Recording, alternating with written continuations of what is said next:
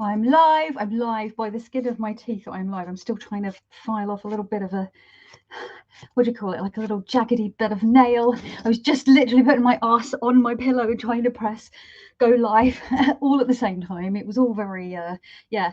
I made a really quick dinner and then was trying to squeeze in one episode of a show that myself and my spouse had been watching, and it was very close to the wire. So I can see it says we have 7 people watching, and we've already got comments.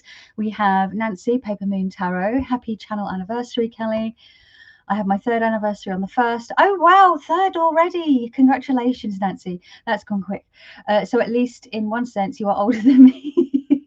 Yeah, my channel's older than you. We have Sandra, Spirit of Avalon. Hello, my love. You all right? Hello, Feathers and Stars. Rachel, right? Sam, hi, Sam, my love. Bookish and Witchy. Hello, lovely to have you. Hello and welcome. Thank you, Sandra.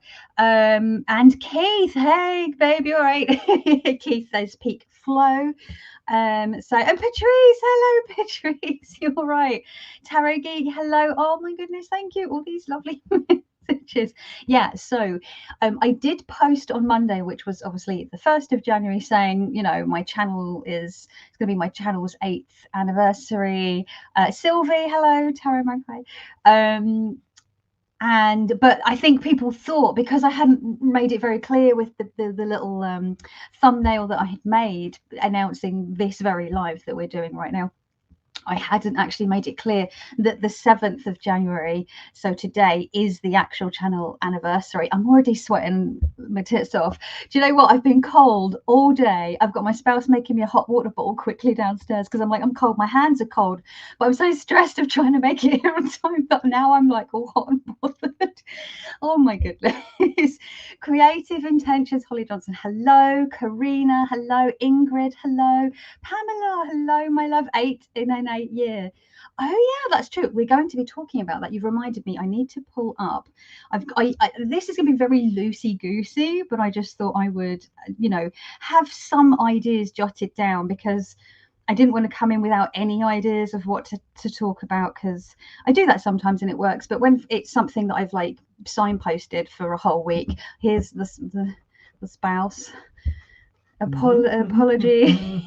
Thank you so much, my love. That's okay. Thank you. See you later. So Lily Rose, hello. Silky Moonstone. That's such a silky moonstone. Lovely name.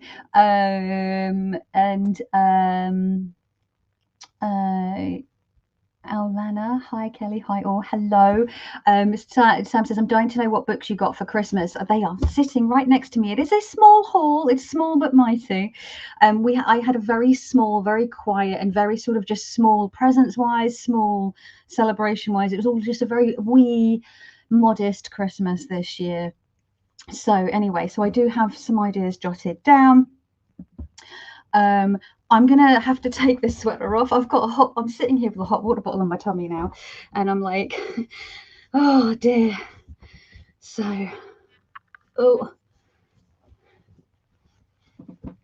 apologies, many apologies. And you know what? I was all like earlier today, I was like, I'm totally gonna like put on some glad rags and a bit of lipstick and, you know, dress. Oh God, my necklace has gone down my top and it's all cold. Oh, a bit too cold. And you know, I'll dress up. Usually, I like to sort of make it an occasion so it feels like an actual party. But we've had such a cold snap, and I've been feeling like such a potato and like feeling so like wanting to snuggle. I was like, I'm just leaving my joggers and my snuggly jumper on. I don't. So it is what it is, but it's still a party, right? We can sit in our jammies or our loungewear and have a good time. Doesn't matter, because we're all just here on our laptops or our computers. You know what I mean? Desktops, that's the one. Do people use desktop? I mean, my spouse uses a desktop and a laptop for work, but do people generally use desktops at home anymore unless they work from home? I mean, I don't know. Anyway, I'm distracting myself already. So we've got lots of people coming in and saying hello. Tony's here as well. Antoinette, Tarot and Jewelry. Wow, I'm blown away. We've already got a whole bunch of people in. Everyone's saying hello to everyone. And that's lovely. That's part of what we love about it here on Tarot Tube. So yes, today, this very day, 8 years ago, I uploaded my very first. By the way, is the sound okay? I didn't ask to check. Didn't ask to you guys to check because I could probably turn my microphone in a better position. There we go. And it was for what was it? The 30 Days of Tarot. 30 Days of Tarot. And yeah, it was a really great way to jump in. And it's weird. Like it's gone so fast, but at the same time it hasn't. It feels like 8 years, but it doesn't. Like, I don't know, the sound is fine. Brilliant. Thanks, guys. And part of me is like, where has the time gone? I just don't know. But also part of me is like, this is like, I'm creeping up on a decade on YouTube, and it feels a bit not grown up, because have you seen my video? Have you met me? Some of you actually have met me. But I mean, like, my channel feels more grown up. Like, the channel is growing. I'm the same silly sausage with a camera, but you know.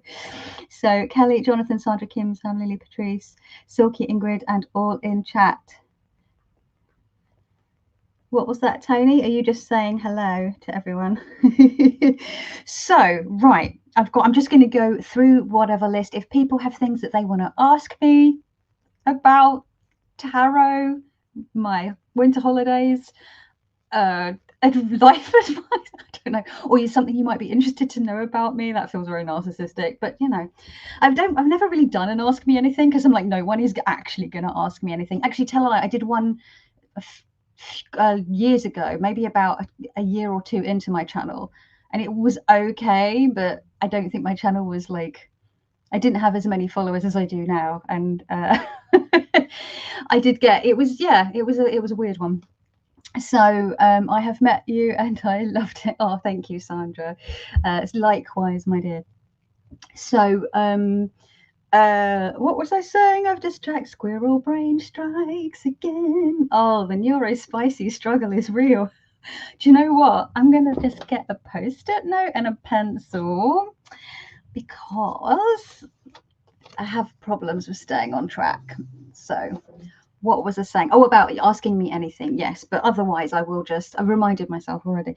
I will just go through. So the first thing I wanted to say is that usually those of you that have been to these channelversary live chats will know that I usually do a giveaway. This one is no different. And the type of giveaway has changed a little bit over the years, but usually, as a rule, the one thing I always do try to give away is a copy of the Tarot of the Magical Forest, which anyone who knows me in this channel knows is like bae. For me, that is my like special baby, sweet honey, love it, always and forever deck. There are some others that have joined its ranks, but there's just something very special about that deck. And so what I usually do is I buy a copy of that, I trim it, I edge it, I make a pouch for it and some other bits, and then I send it.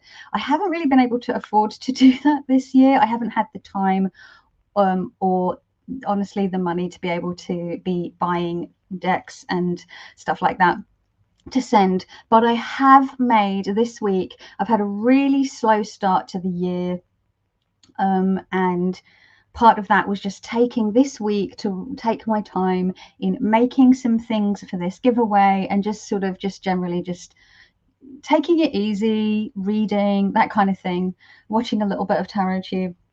So what I would do is I will quickly show the things that I've made for the giveaway. Some of you might have seen them in my community feed today, or on my one of my Instagram accounts today. For those of you who haven't seen, or for those of you did see but want to see them in action, so of course we've got a pouch. So everything is like a matching theme in this teal felt. Of course, the color, it all looks bobbins in this lighting. Whoa, Casper, who? Let's just turn. It's just pale girl problems. But so yeah, it's one of my standard sized deck pouches / spread cloths, and they're 2-in-1, so they're two things, and they're reversible. So it's teal on one side, just plain, And then the other side, it's navy. The color is all blown out. It looks bobbins, but if you want to see better colors, then you can see my Instagram or my community feed with mint green stars. It has a silver ribbon and silver gray stitching, and then it has a lovely, again, you're not going to really see the benefit of it in here, an AB, like an aurora borealis crystal star, little chunky boy. Look at that little chunky boy just on the end as a little bit of decoration. So this is a pouch and a spread cloth in one. I had one of the deck that I got for Christmas. I only got one deck for Christmas this year. I put in it for the photos. So if you've seen the photos, you'll know which deck I'll be showing. I then also, to accompany it, I've been playing around with this a little bit last autumn, but didn't get as far as with it as I would have liked, is a journal cover. And I was doing really neat, sort of very, my stuff's very neat. It's very neat. And actually in real life, when I make art, when I draw, when I paint, when I collage, when I do art journaling, when I'm doing my own kind of like sewing or slow stitching, my stuff's very like, it's not neat. It's more like this. So this is a mixed media notebook cover. When I say mixed media, I took a piece of canvas and I treated it like I would treat a spread in my art journals, and I used paints that I mixed to make a fabric paint with a mixing medium. I used stamps, I used stencils, I used appliques, and then I backed it all with batting, like quilting material, and I machine embroidered all over it in little swirls. So it's got loads of layers. I literally treated it like it was an art journal spread. So it's like an art journal cover. It's got a little closure, little ribbon closure, and it's even got a little bookmark, and because it's all starry thing, we've got a little moon with little moon with stars on. That is obviously not. Bloody hell, this is going great. It's a little moon with stars on as on the end, so it's got a little bit of weight to it. So that's to go with that. And then there are two more things. So I don't know if anyone here has seen, but I was doing double pouches for my Halloween collection last year, my Gothic Halloween collection. And I had like fortune hands or hands of Hamza with the eye on it, on the spine of the double pouches. And I was like, I've been saying for ages, I want to make patches, like sew on / iron on patches for my shop. Because for my shop, I don't want to just make pouches and spread cloths. I want to go back to what I was doing before I started making the pouches and putting them on my shop, which existed before I was making pouches. Is do just more general arts and crafts stuff. And so I made a patch to match. Oh, that rhymes. This is a patch. I've put iron-on backing, so whoever wins the prizes, you'll be able to peel this off. I'll put instructions on how to do it, but you could also stitch it on, iron it on. I always, when I get iron-on patches, I always iron them on, and then I also stitch them just to be extra secure. If it's a patch I really, really love, then I actually don't iron it on. I just hand stitch it on so that I can like take it off if need be and put it on a different jacket. So we have a patch. And the final thing is one of my little like monsters. So all of my monsters are one of a kind. Well, all of my items are one of a kind. No one else in the world will have this. Little monster, little love monster. They're just meant to be like little, I call them anxiety monsters. They're just to sort of like, like a stress thing, or to keep in your pocket, like a pocket monster, like a little companion. You could use them as like a I don't know, like a little spirit house or something. Also, oh my god, I'm missing a part. There are 5 things that you're winning, because whoever wins this, because when you open this inside, I also made a junk journal. I made the junk journal as well, like hand bound. It's got loads of random scraps of paper. It's got like an was this Amoeba Records? Where was I? It was from when I was at Amoeba Records in LA, when I took flyers when I was there 10 years ago this summer.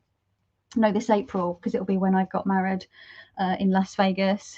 And yeah, it's got all like loads of little things tucked in, and there's like envelopes with secret things in and little tuck spots and tags. Anyone that's into the junk journaling world will know all about this. It's all just, you know, some of the stuff I've stenciled myself or painted myself. I've done stamps. So I made this like little matchbook here with, and put the little kitten chop stamp that I've got, stickers. Simon, I just saw Simon at the Hermit's Cave is in here. He'll recognize this because I made him incense and put one of these bat's breath things on there for him. You know, this little paper edge, I actually like used one of my what do you call it, punches. I have like an edge punch, and I punched all the way down to make like the little frillies like this. Is just full of, so basically it's a lovely little, there's a journal in there, and then when you're done, oh, there's like things that I've painted and stamped. So it's a little bit handmade, like items and straight up like just junk bits of ephemera and stuff. But the great thing is when you're finished with it, because of the way that I've made it, it's a reusable cover. And these are one of the things I've been wanting to make for my shop as well, but not knowing if people will buy them. But yeah, so it's a proper little like cover that you can put any A5 notebook in. So you can just change it out. Oh shit, I hope I haven't broken that. No, it's metal this time. So yeah, anyway, so that's I'll be doing that at the end. I'll be doing I won't be doing the giveaway at the end. I'll do the giveaway next Sunday, as in announcing the winner. I'll just work out how we're gonna like do the entries by the end of it. I'll have to remember. I've got a note at the end of my list saying giveaway announcement again. Anyway, so the other announcement I have here is that my shop is now open again also. This is all very like shamelessly self-promoting, but you know, your girl needs to eat and things are like not great, honestly.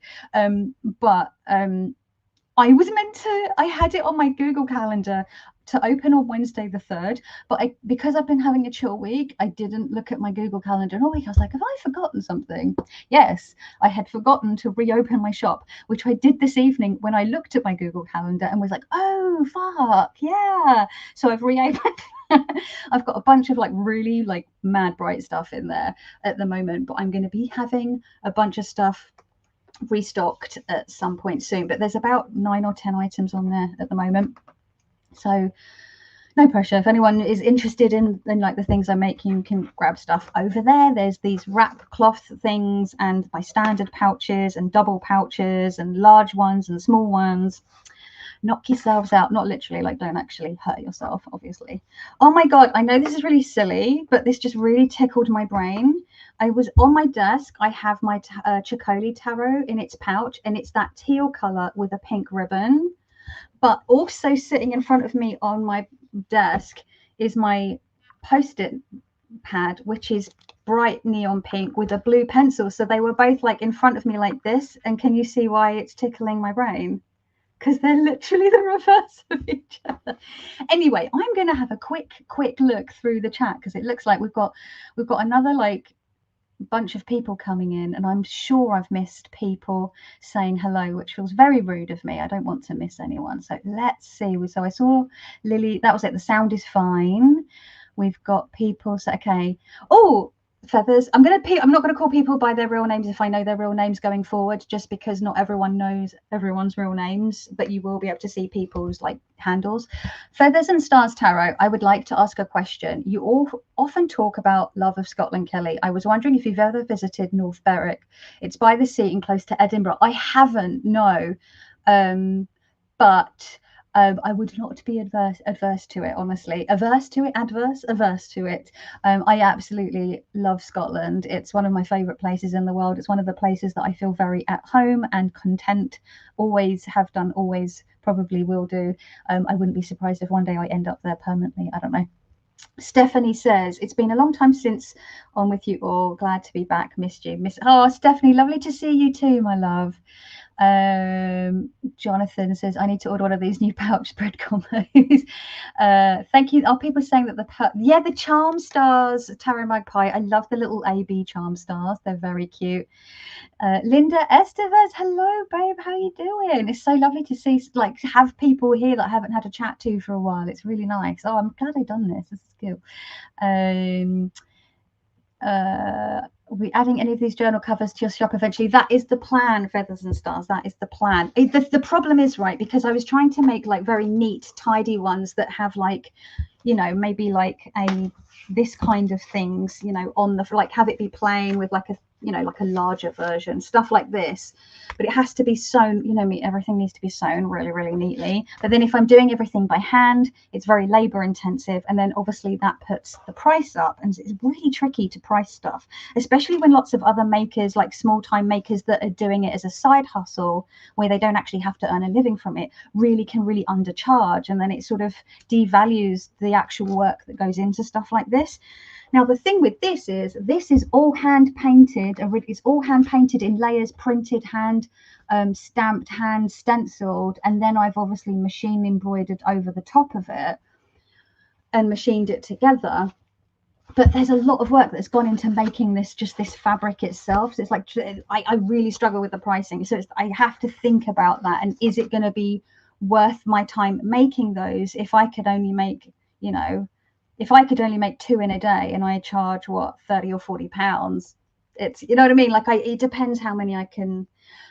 I'm thinking, I'm figuring stuff out basically, but yes, I would like to. It's the thing, something that I've wanted to make for a long time. I'm very bad at saying, I really want to make this for my shop and then not doing it. I mean, I know why it is, because this noggin is, that's just the way it is. I always joke that it might take me a while to get there, sometimes years, but I do it in the end. Let's see. I love a good double pouch for tarot oracle pairings. Me too. Simon says happy channelversary. Thank you, Simon. Candy, hello Candy, happy channelversary. The little monsters, I love the monsters. Everyone's saying hello. Did I make you I made you a junk journal once, Simon, or am I imagining it? I think I remember making you a junk journal as a gift one year. Sapling Tarot, hello, Imogen, you're right. That's so clever. Oh my gosh, I'm purchasing everything. Oh, thank you. Yeah, that's what I love junk journals for too, Simon. Like doing, I said I was going to call people by their handle, but I feel like everyone knows who Simon is. And I'm so used to calling Simon because we chat outside of Tarot Tube all the time. I love using it for mementos and for like travel journals. Not that I do much traveling these days.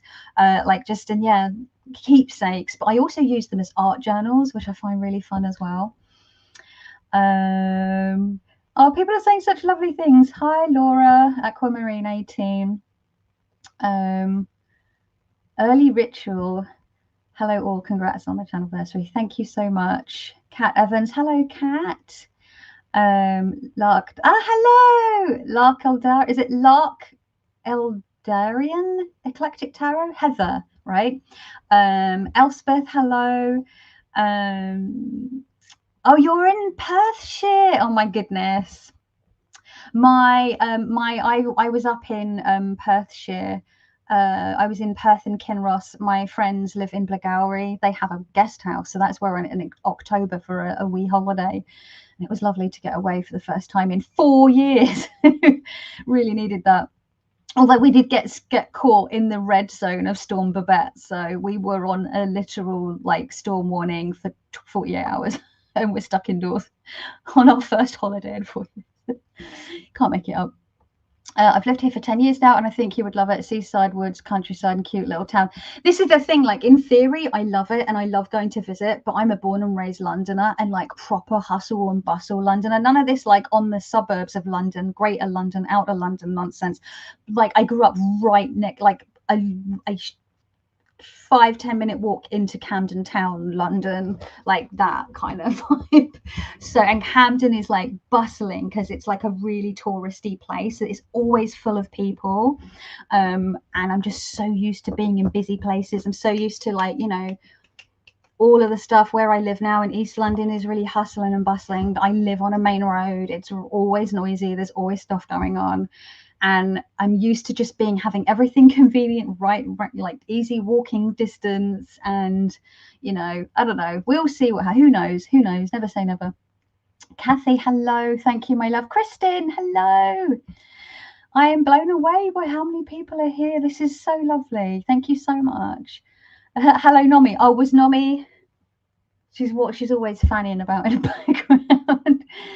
Oh dear. Roots and waves. And hello. Lovely to see you. Oh my God, I feel like I'm just saying hello to everyone, but we'll get there in the end. I moved to Scotland, summer 22, and distance from London still stresses me out. Glasgow is brilliant. Yeah, see, because Glasgow, because then you're in more of a sort of, well, you're in a city, right? So I do love Edinburgh, but I think like Edinburgh is just too touristy and too small. Like it's beautiful. I fucking love Edinburgh, but I'm like, I don't know if I could. I'm used to tourists, but not tourists almost like every corner of everywhere. I'm moving to Scotland later this year, and I'm looking forward to it. I grew up in a tiny, boring town, so I need busy, but not London bustle. That's fair. That's fair. Loads. I've just had another friend who's moved up to Scotland a couple of months ago. Everyone's like going up there. I don't blame them. I can't even imagine how cool that would have been. I grew up in an island in the middle of nowhere. I loved it, but always had a fantasy of being in a big European city. I'm not going to lie. I love London. I do love it. I think, hello, Lauren. I think the thing with London is you need money, and because things, 13 years of Tories in charge has sort of massively defunded even things like, public transport. Everyone knows the NHS is crumbling, and just, everything is so much more expensive in London, and when it just makes things difficult. And I think if and I've never, I grew up in it, not, we never really had much of anything, honestly. I grew up in a council house with a single parent family. We weren't in, it wasn't great, but I'd got to a point where I was able to be comfortable, and now I feel like as the Tories continue to be in power, hopefully not for much longer, and because I've been open about having problems with chronic illness, and I've been trying to make this little business work, and we're in a panini that is ongoing, and like that disparity, and we know that disparity is growing just across the board. So being in a city like London, it becomes very hard. Like if I had the money to have a house with my own front door and a garden and a bit of disposable income, being in London would be a lot more bearable at the moment. And it's also difficult because, again, like I said, ongoing panini, being an immunocompromised human being means that I am limited in a certain number of things that I can safely do, honestly. So it is what it is. We'll see how it goes for another 4 years. So we've got, all right, cost must be crazy. Hawaii has gotten expensive too. When I was young, it wasn't so bad. Yeah. Oh, Sandra, what are you doing? You're so naughty. Sandra went and bought something already. You cheeky monkey. Sneaked off whilst I was chatting away. Thank you, my love. That's very kind of you.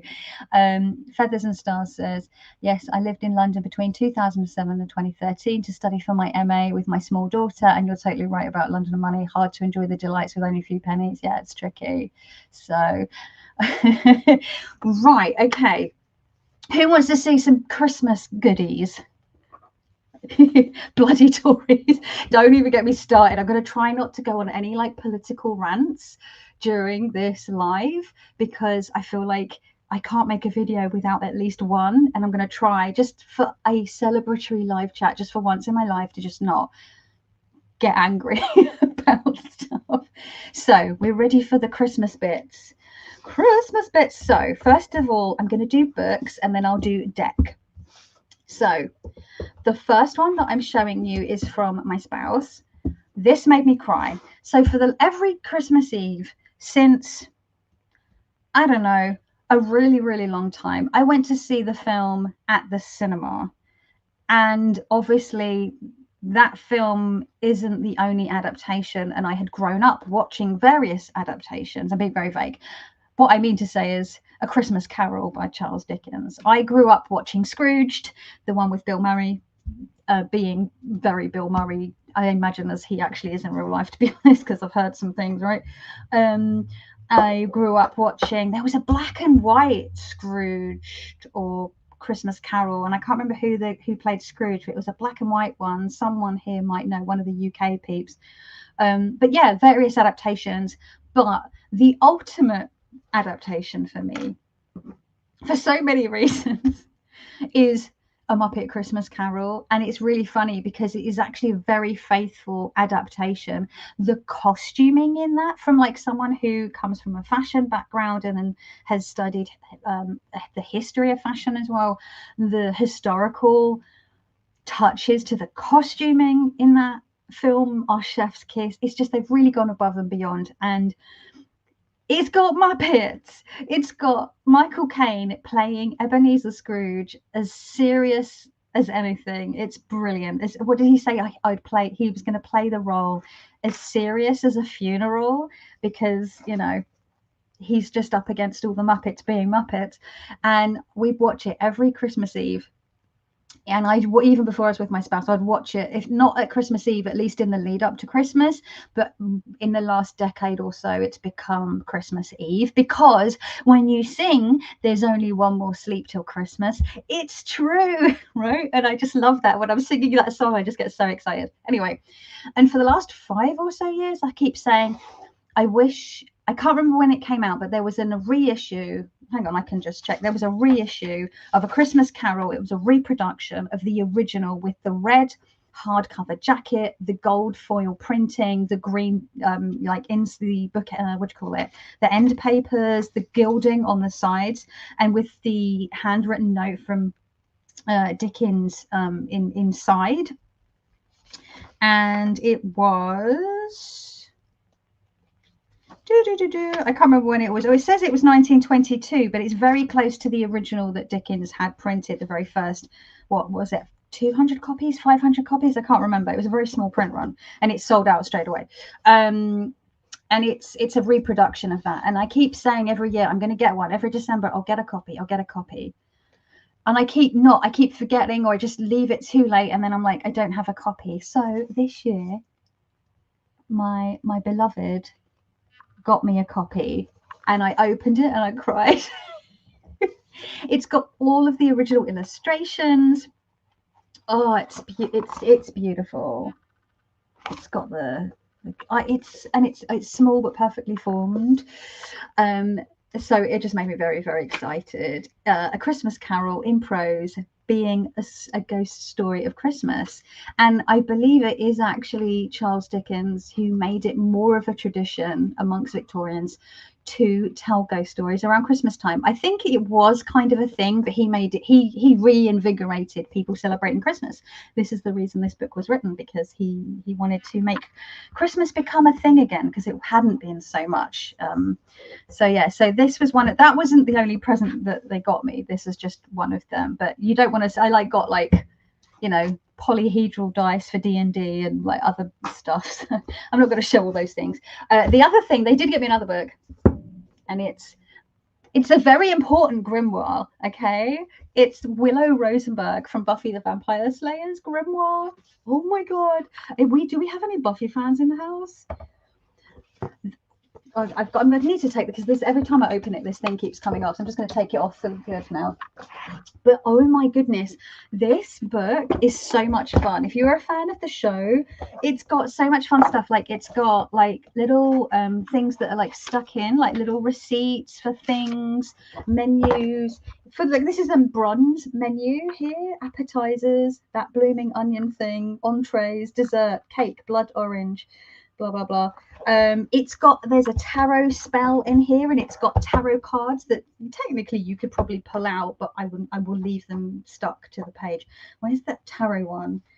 But yeah, it's so much fun. It's got loads of different, you'll recognize the monsters of the week and the spells that Willow used, like the one in Tabula Rasa, for those who know, right? Where is it? Oh no, of course now. Oh, here we go. These are the tarot cards are like stuck in. It's a spell. Oh, it's only, I thought it was more than one card. Maybe I imagined it. Maybe they've fallen off. I don't know. Maybe she's born with it. Maybe it's Maybelline. Oh, here we go. We have another, a letter that's stuck in. Oh my God, it's so cool. It reminds me of this book I used to have in my teens that I bought that was obsessed with it. It was about mermaids, and it had all these like little tip-ins and envelopes and clear inserts and all these little things clicked in, and I loved it, and I loved it for over 20 years. But my friend Meg, who's also obsessed with mermaids, saw it and fell in love with it, and I actually ended up gifting it to her, because I just wanted her to have it, because I'd had so much joy from reading and rereading that book for over 20 years. I wanted to give that to her, so it's now in her hands. If I ever saw another copy though, I would probably buy it, to be honest. I don't even know if it's still in print. So God, I'm sitting here with this, like, I don't know why. I'm too hot. I'm too hot. That's not me talking myself up, that I mean temperature wise. So let's just have a wee look at the I've got 2 more books, but I don't want to like have 12 million comments to aloha.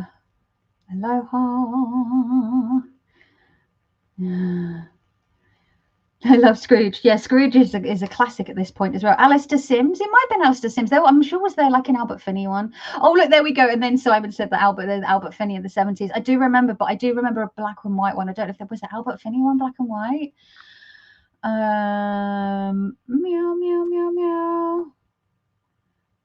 Hello to all I've missed in chat. I was prepping overnight oats. Gotta love some overnight oats. What have you made yours with this time, Tony? I love some overnight oats as well. It's a good one, isn't it? I've mostly been having like fruit and yogurt, like soy yogurt, or smooth Elvises, which are like the most delicious breakfast. Well, just delicious smoothie. I've made one for Simon before when he's been to stay, and he was also smitten with the smooth Elvis. Muppets Christmas Carol, classic. The thing with Muppets films, you know, when people do those things on Facebook and Twitter, and they're like, if you could pick any film where one person is the human, one actor is the human, and everyone else is Muppets, what other film would you make? And people like pick all sorts of funny things. Like one of my picks would be Die Hard, but where everyone else is a Muppet, including McClane. No, where everyone's a Muppet, including McClane, but what's his chops? Meow, meow, meow. Alan Rickman's character. Oh God, what's his name? He's the only human. I just think that'd be funny. And I would also really love to see Aliens, or maybe Alien and Aliens, where everyone is a Muppet, including the alien, the xenomorph. The only human is Ripley. Even Ash even the androids would be Muppets, but they would be android Muppets? Question mark. How fun would that be? But the two of my favorite, I've watched nearly all the Muppet films because Muppets, I love Muppets. But 2 of my favorite ones are Muppets Christmas Carol, and the other one is Muppets Treasure Island. And I think it's because around that age I took my sister to see both of those. I mean, I was 11 when a Muppet Christmas Carol came out, but we had a cinema literally at the bottom of our road. So I was allowed to take her with my friend and her younger sister. And my friend was 2 years older than me. So she was 13, I was 11, and our little sisters were about the same age. And so, yeah, I felt really grown up, and it's got that memory for me. But those 2 films with their human actors, and obviously there are more than one human actors in both those films, but I'm talking about the main cast of human actors. So you've got that little boy in Treasure Island who whatever, but I'm thinking of oh my God, I'm really Tim Curry being Long John Silver. And the reason he works in a Muppet film is because he is a human acting as if he is a Muppet. And that's one way you can play it in a Muppet film. The other way you can play it is the way that Michael Caine played it, whereas you play it dead serious and then everyone else is a Muppet, you know what I mean? And I think anyone that doesn't fit on either side of those spectrums, the success or the funniness of the film like depends on it being on one or the other. It's not as funny if it's somewhere in the middle. Anyway, I'm chatting bollocks, but that's one of my theories. But if you could pick films to Muppetify, what would they be? You've never seen a Muppet Christmas Carol, Simon? Oh my God, no, sorry. Why did you not tell me this? We're doing a watch party this Christmas. Okay, I'm not even taking no for an answer. Even if we watch it earlier in December and then I rewatch it here at home, like with my Simon, on Christmas Eve as well. You don't have to watch it on Christmas Eve with me. I'll happily watch it twice in December. I love listening to you, okay? We'll talk about something you love. Oh no, do you know what? It's I realize I get like super excited, but now I just try to not get too self-conscious about it, because I'm realizing it's probably to do with the neurospiciness, that hyper focus and that excitement. And I used to have an ex who would be like, oh my God, stop getting excited about stuff. You're embarrassing me, when we'd be in public. And it was really like, it really knocked me for a while there. Because when I'm excited, I like bounce and I like flap my hands, and I like will, if I'm physically outside, like I've been outside, like I'll see something in a shop window and I'll like, it's almost involuntary, like I'll like squeal or like jump up and down, and I don't even realize I'm doing it, honestly, unless someone really like points it out. It's almost involuntary. It's just a thing, just the way my body reacts. And yeah, I was made to feel very embarrassed about that for a long time by certain people in my life, but those people are not in my life anymore for the most part. You know, a couple of them are family, like. But anyway, let's see, what have we got? I would live to visit the Christmas Emporium shop that only visits Christmas season. Where is the Christmas Emporium shop? Oh, Tarot Geek has the Willow grimoire as well. Sylvie's a Buffy. I've been slowly rewatching season 1, and I'm just giving me all the feels, because I've been listening to the rewatcher, and they're on season 4 now. I don't know if people listen to the Morbid podcast, but the women who do that have also been doing a Buffy podcast, and it's so funny. It's so funny. And yeah, I've been really enjoying that. So I'm like, do you know what? I haven't done a Buffy rewatch in a while. I'm going to start rewatching it. I'm just watching it a little bit at a time, because I'm doing like the slowest ever X-Files rewatch as well. Sometimes I feel I'm the only LGBTQ plus woman in our rough age bracket who hasn't seen Buffy. Laura, how could you have not? I mean, I didn't know that it was going to have the first ever lesbian kiss in it on like that network, or was it, or one of the first, when watching it from, 1998, when it first aired here in the UK, 98, 99. And I was a teenager. I was almost the exact same age as the characters in the show when it aired. Yeah, it got a bit, yeah. We got some lesbians in it. It was great. Although my headcanon is that Willow is actually bisexual, and that they just did a bit of biphobia on there, because she clearly was totally in love with, I'm not going to spoil it for people who haven't watched it, want to watch it, but she was clearly very much in love with someone who was a cisgendered person of the opposite sex, at least twice. And then they like just went, oh no, actually, hand wavy, she's the lesbian. And I'm like, I know lesbians who had relationships with men, but they were always like, oh no, it was kind of weird, I kind of knew something was wrong. Where it didn't really feel like that with Willow. It was like, I loved this dude, and now I fall in love with a woman. And me being bisexual is like, yeah, that's kind of my experience. I like this girl and this boy, and and whatever. I've never seen Buffy tarot book, so Roots and Waves hasn't seen it as well, and hasn't seen it as well.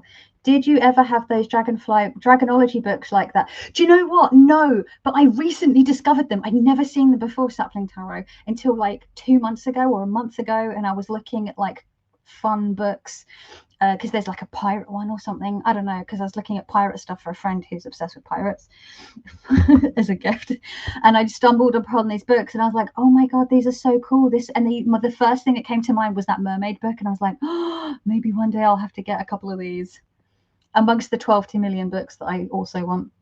I have a wizard's book and a dragon book like that, full of little envelopes. Yeah, oh my god, I love stuff like that. Like, that's why I like freaking junk journals, because they're like, you open them and then there's like a little thing, and then there's like a envelope, and you take the envelope and there's a pocket, and then you open it and then you fold out a little thing. And I realized the other day in the shower, I'm obsessed with like things that are secret and hidden and extra. So I really like junk journals and books like you're talking about. And then I really like, like puzzle, like Victorian puzzle letters that fold out and become like a whole thing, but they're like folded up really intricately, and you have to like, or like boxes that have books that have compartments in, secret compartments. You open them and there's like a hidden thing, or like things that like pop up, or the interactive, or like little animation, anything that's kind of movable or interactive or secret and hidden.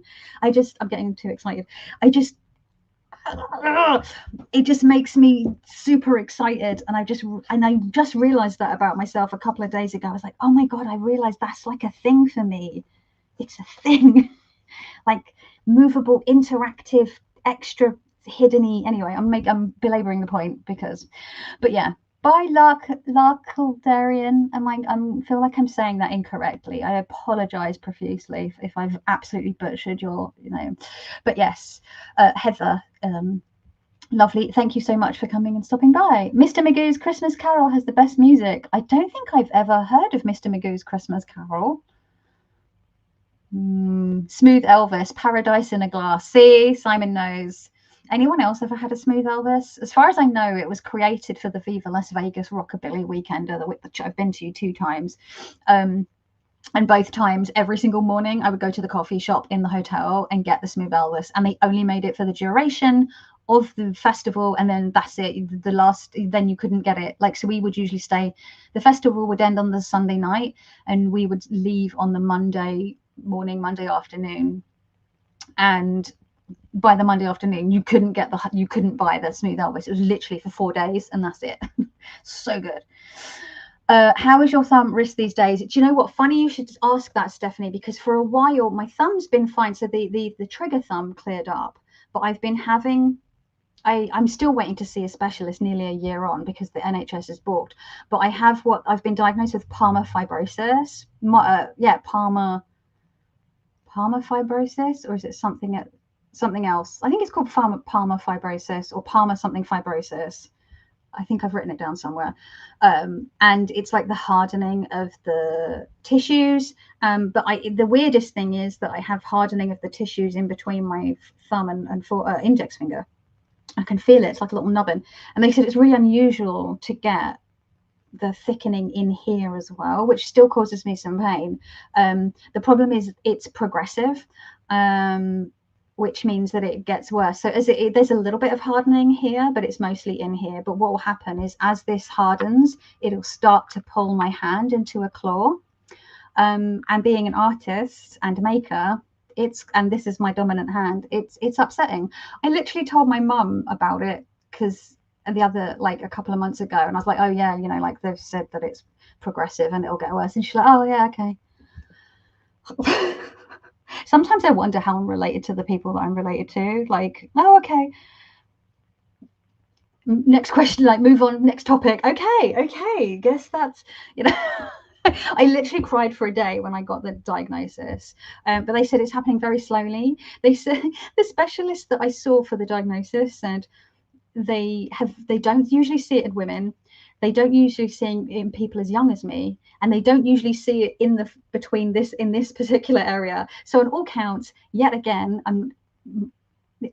only certain people will know this, but whenever I have medical issues, a lot of them tend to be unusual. They're not the norm for the demographic or present in a different way. So when I had a breast cancer scare, I had to have 2 biopsies in the space of like 9 days because they couldn't work out what was going on. They had to go in and take more samples from the same site. It was a whole thing all over Christmas. It was like 4 years ago. It was awful. Simon will remember because I was a right mess, and I was gliding in like being a very upset bear a lot of the time. But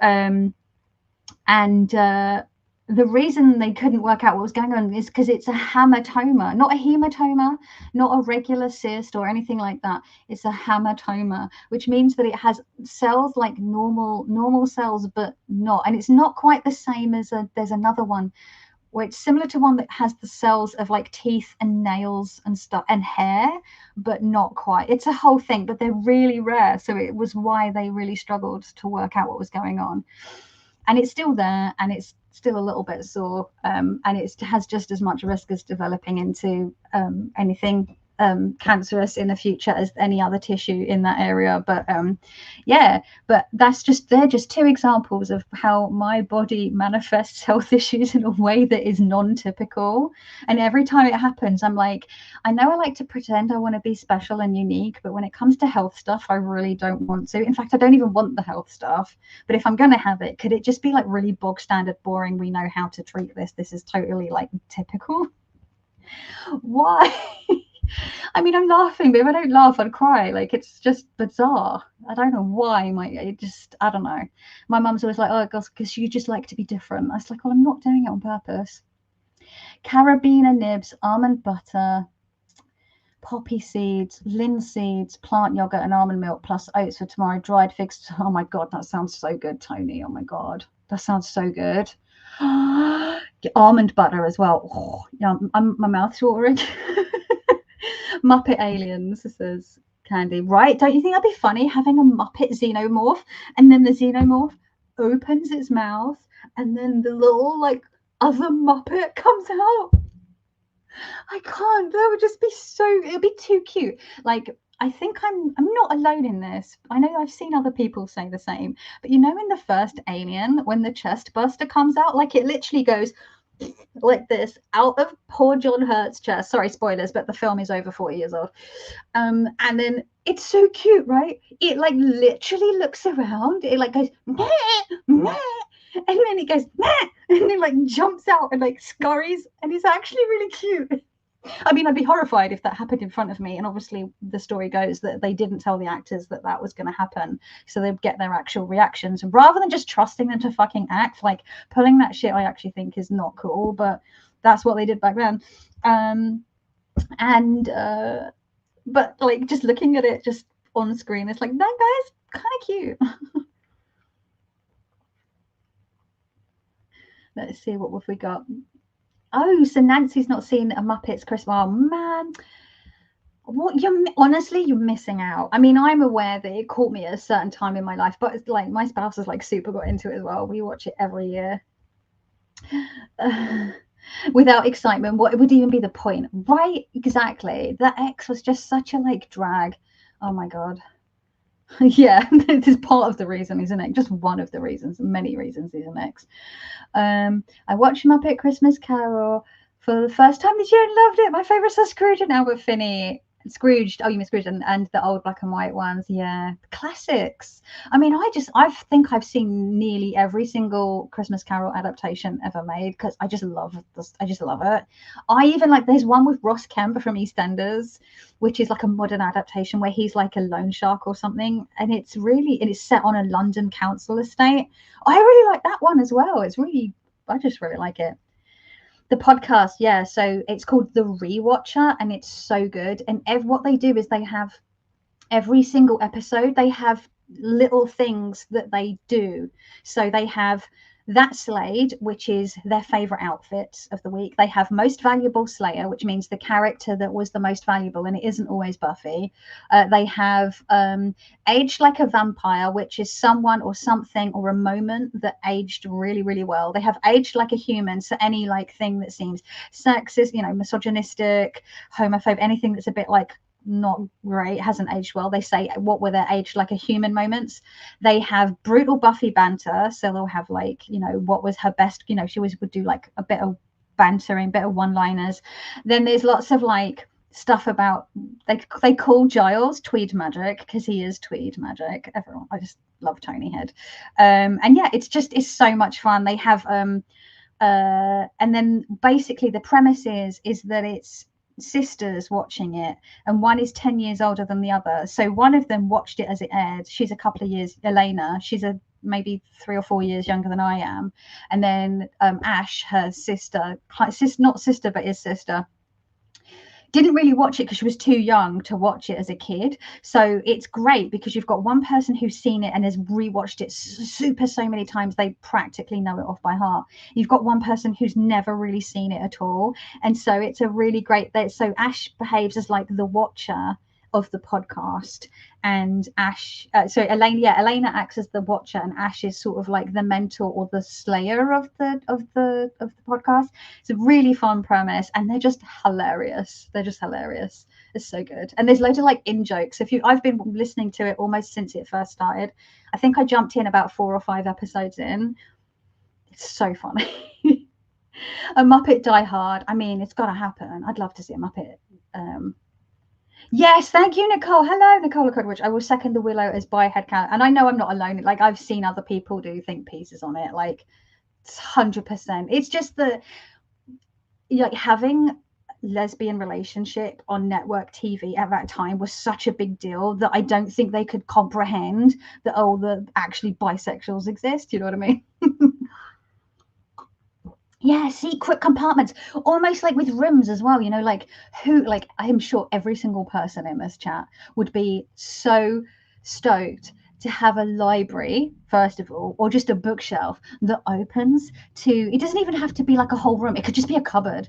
It could just be like, oh my God, just a cupboard, like a door that is a bookshelf, and you go in and it's like a little secret cubby hole where you like have a bean bag and like a little cozy lamp and a little shelf to put your hot chocolate, and you can just read in there. Oh my God. One day. Love it. Yeah. Oh, look, see, Nicole's already, look, I didn't even see it. Little Nicole, you beat me to it. I didn't see your comment there. Everyone wants a secret library door. Smooth Elvis, Tennessee whiskey, black raspberry liqueur, and lemonade or lemon lime soda. At least that's what it is here. Oh, that's interesting. So the Smooth Elvis smoothie at Viva Las Vegas that I make my own spin on, I sort of healthify it a bit more, is 1 or 2 shots of espresso, 3, I might go mad, whatever you want. I mean, I would usually have 2 to 3 shots. I can't really drink too much coffee nowadays, so I will sometimes or often use decaf, so I just still get the coffee flavor. But at least 2 shots of espresso, frozen bananas, peanut butter, and the coffee shop at the hotel used chocolate syrup. I use raw cacao powder, again, to healthify. I would often also add maca powder into mine as well. I use like a non-dairy milk. My preferred is almond milk. Sometimes I'll use oat milk if that's what I've got, and then a bunch of ice, blitz it up. Oh my God. Sometimes if the bananas, like, because I let the bananas go pretty ripe and then I'll freeze them so they're sweeter, but if they weren't quite sweet enough, I might just add a drop of agave or maple syrup or what have you.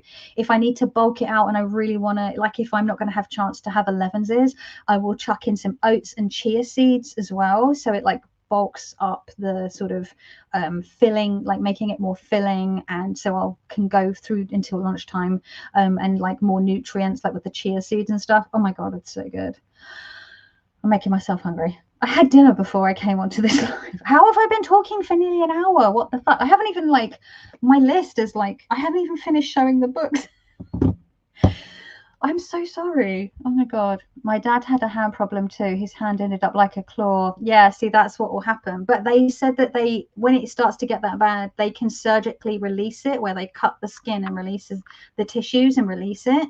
But then because it's a progressive thing, it will just keep happening. But I'm hoping that it's happening so slowly that it'll be years. But what I'm also noticing actually in this cold weather is I'm getting pain in both hands in my joints. And I think that's, would that be rheumatoid arthritis? Not osteo. I think it's rheumatoid. I can't remember, one or the others. But we have a history of arthritis, especially like in the hands and knees in my family, on both sides, but very much so on my mom's side. So I'm like, that's also probably what's happening. And it's not gonna lie, it's kind of scary. But aging, right? I'm going to be 43 in 2.5 weeks. My birthday is this month. I'm going to be 43. Look at these beautiful grays. I'm getting a lovely little like stripe developing at the front. I'm so excited. I'm going to be like Rogue, but without the superpowers. But you know, I've always wanted that little, oh honey, that little stripe down the front that Rogue has. Oh my goodness. One day. So I thought it was banana peanut butter situation. See, tammy pie, yeah, that's it. I guess every place will have their own name for things though, right? And hello, Tammy Pie. Sorry, I just spoiled you. 4 years ago. I know, Simon. Where does the time go? Sorry you have that, Gummy Bear. I hope it doesn't actually get worse and you end up being one of the lucky people where the hematomers gets better. Oh, the hematoma will just be there. It's just sitting there chilling like a little gremlin. Like, it's just there. It might get a little bigger. It just, who knows? It's just one of those things. Isn't the alien kind of a Muppet? Right, Tammy Pie? So having it actually be a Muppet would be so good. A Muppet Crimson Peak. Nancy, you are a fucking genius. But you can only have one human. Who is your human? Oh my God, right. Chastain's character, Jessica Chastain's character, the sister, right? What's her name in it? I can't remember her name in it. I love that film. So good. Beautiful, classic, gothic horror. Ugh, I loved. I'm a Del Toro fangirl through and through anyway, and I love Doug Jones so much, and he's in it as well. I love Doug Jones. He's obviously he's not as himself, but I'm a Doug Jones fangirl big time. Teratoma, that's it. That's the one. Teratoma can have teeth and hair, and then there's hematomas, which is blood, hema, and then hematoma. Kept touch this. So yeah, my fave Scrooge is Patrick Stewart, Midnight Unicorn. But by the way, I saw you comment on a video. I think I replied to you this week sometime, and I was like, Midnight Unicorn is such a cool name, and I love your avatar because it's like a midnight unicorn and it's neon. Who doesn't love neon? Bohemian Rose Tarot just joined your live from one spoonie to another. Oh, thank you. I know I try to be open about being a spoonie, but I also have to be so careful not to like fall into like wah poor me, but also I want to be visible for other spoonies. You know what I mean? Like I want to let people know that we're not alone. Nomi is around. Hello, Nomi. She would have just eaten her dinner, so she's like on the prowl for some toys to play with, maybe. Boo boo, you okay? But yeah, it's really difficult. I try to, be open, but I think as the older I'm getting, I'm also trying to be more guarded about certain things. I don't know. I was very upfront about, after the fact, I made a whole video about the one. I mean, I've had 3 breast cancer scares. That was my second one. I had another one a year later. Oh my God. I made a video just pouring my heart out because I just spent 2 months in an absolute state. And I wanted to raise awareness because it does run in my mom's side of the family. And I just wanted to like people know, like, check yourself, regardless of what gender you are or are not. Everyone's needs to be checking, really. Stephanie wants a smooth Elvis. Yeah, me too. Although my peppermint tea is being rather refreshing and it's just the right temperature. We have a bookshelf that you can roll out, and there's storage behind it, but there's a light so you can sit in and read it. Nancy, oh my goodness, that's very cool. I'm envious. Deanne, Blue Crescent Tarot. Hey, babe. How you doing? Lovely to see you, my dear. So I'm just seeing my co-worker just had that surgery to release her fingers due to the same issues with her hand. Kelly, the surgery was successful and she's also, that's brilliant. Thank you so much for letting me know. That makes me feel a lot better. I mean, as you can see, I actually do, touch wood, currently have full mobility. I am getting a bit more pain, but they said it could be it could be years before it gets to that. But I was meant to see a hand surgeon specialist at some point. I need to call my GP and sort of remind them to like poke them about that, because it wasn't so much about talking to them about surgery. It was to talk to them about management and how to slow it down. But the NHS is so balked that I've been waiting since last May to see a specialist. So yeah, Roots and Wave says I'll be 42 this year. You're the age of the answer this year, as Douglas Adams's answer. Hey, boo boo, it's not playtime. If you want to go play, you have to go downstairs. I can't play right now. So I obviously, if I'm going to be 43, I'm currently 42, and yeah, it's been interesting being the age of the answer. I feel even more clueless than ever, so I guess there's that. I have the whites showing in spots. I don't know what that means. I have the whites showing in spots. You have super bear powers. I do. I'm excited to be nearly 40 myself, except for the joint issues. If they could stay 21, that'd be lovely. I'm telling you, if I could stay with my 21-year-old body, which was, I'm gonna say it, fucking banging, if I don't say so myself, would be amazing. But yeah, unfortunately, that's not how it goes. I was so excited to turn 40. My original plan was to have a big party, to go to New York. It was, or maybe Amsterdam. It was going to be a whole thing. I turned 40 in the middle of a unprecedented snowstorm in lockdown at the almost height of the pandemic. I spent my entire 40th birthday trapped in this room because we couldn't even go.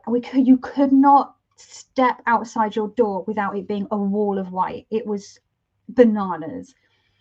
So we couldn't even take Nomi for it. Was dark the whole day. We were just in this room. I cried. It was a whole thing. I got up till about 6 p.m. We watched a film between sort of 4 and 6 p.m. And around 6 p.m. I just sat there and was like, and I cried, and it felt very like, oh, woe is me. But also I had been so looking forward to hitting my 40s and having all these ideas of what my celebrations were going to be, and have it completely pulled away. And I know loads of people had birthdays in lockdown, that it was such a big one, and one that I was so excited for, because most people I know that are turning, that I've, friends that I know, have dreaded it or are dreading it. And I was never like that. Oh, with someone's grabbing a dressing gown. Bit more chilly downstairs than it is up here. But yeah, so 43. Let's see what this brings. Crimson Peak is a fab film, Sandra. A Muppets Princess Bride. But again, who would be the human? Maybe, I don't know. That's a tricky one, because they're all kind of Muppety, right? All the characters are kind of Muppety. Muppet Doctor Who.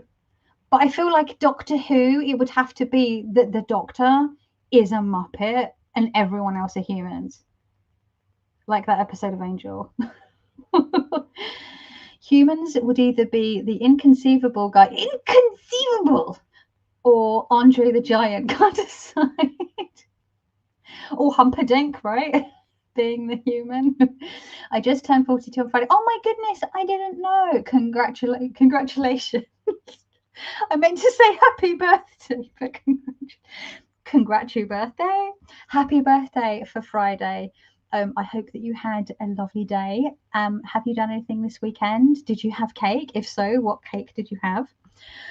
Well done. Making it to 42. It is.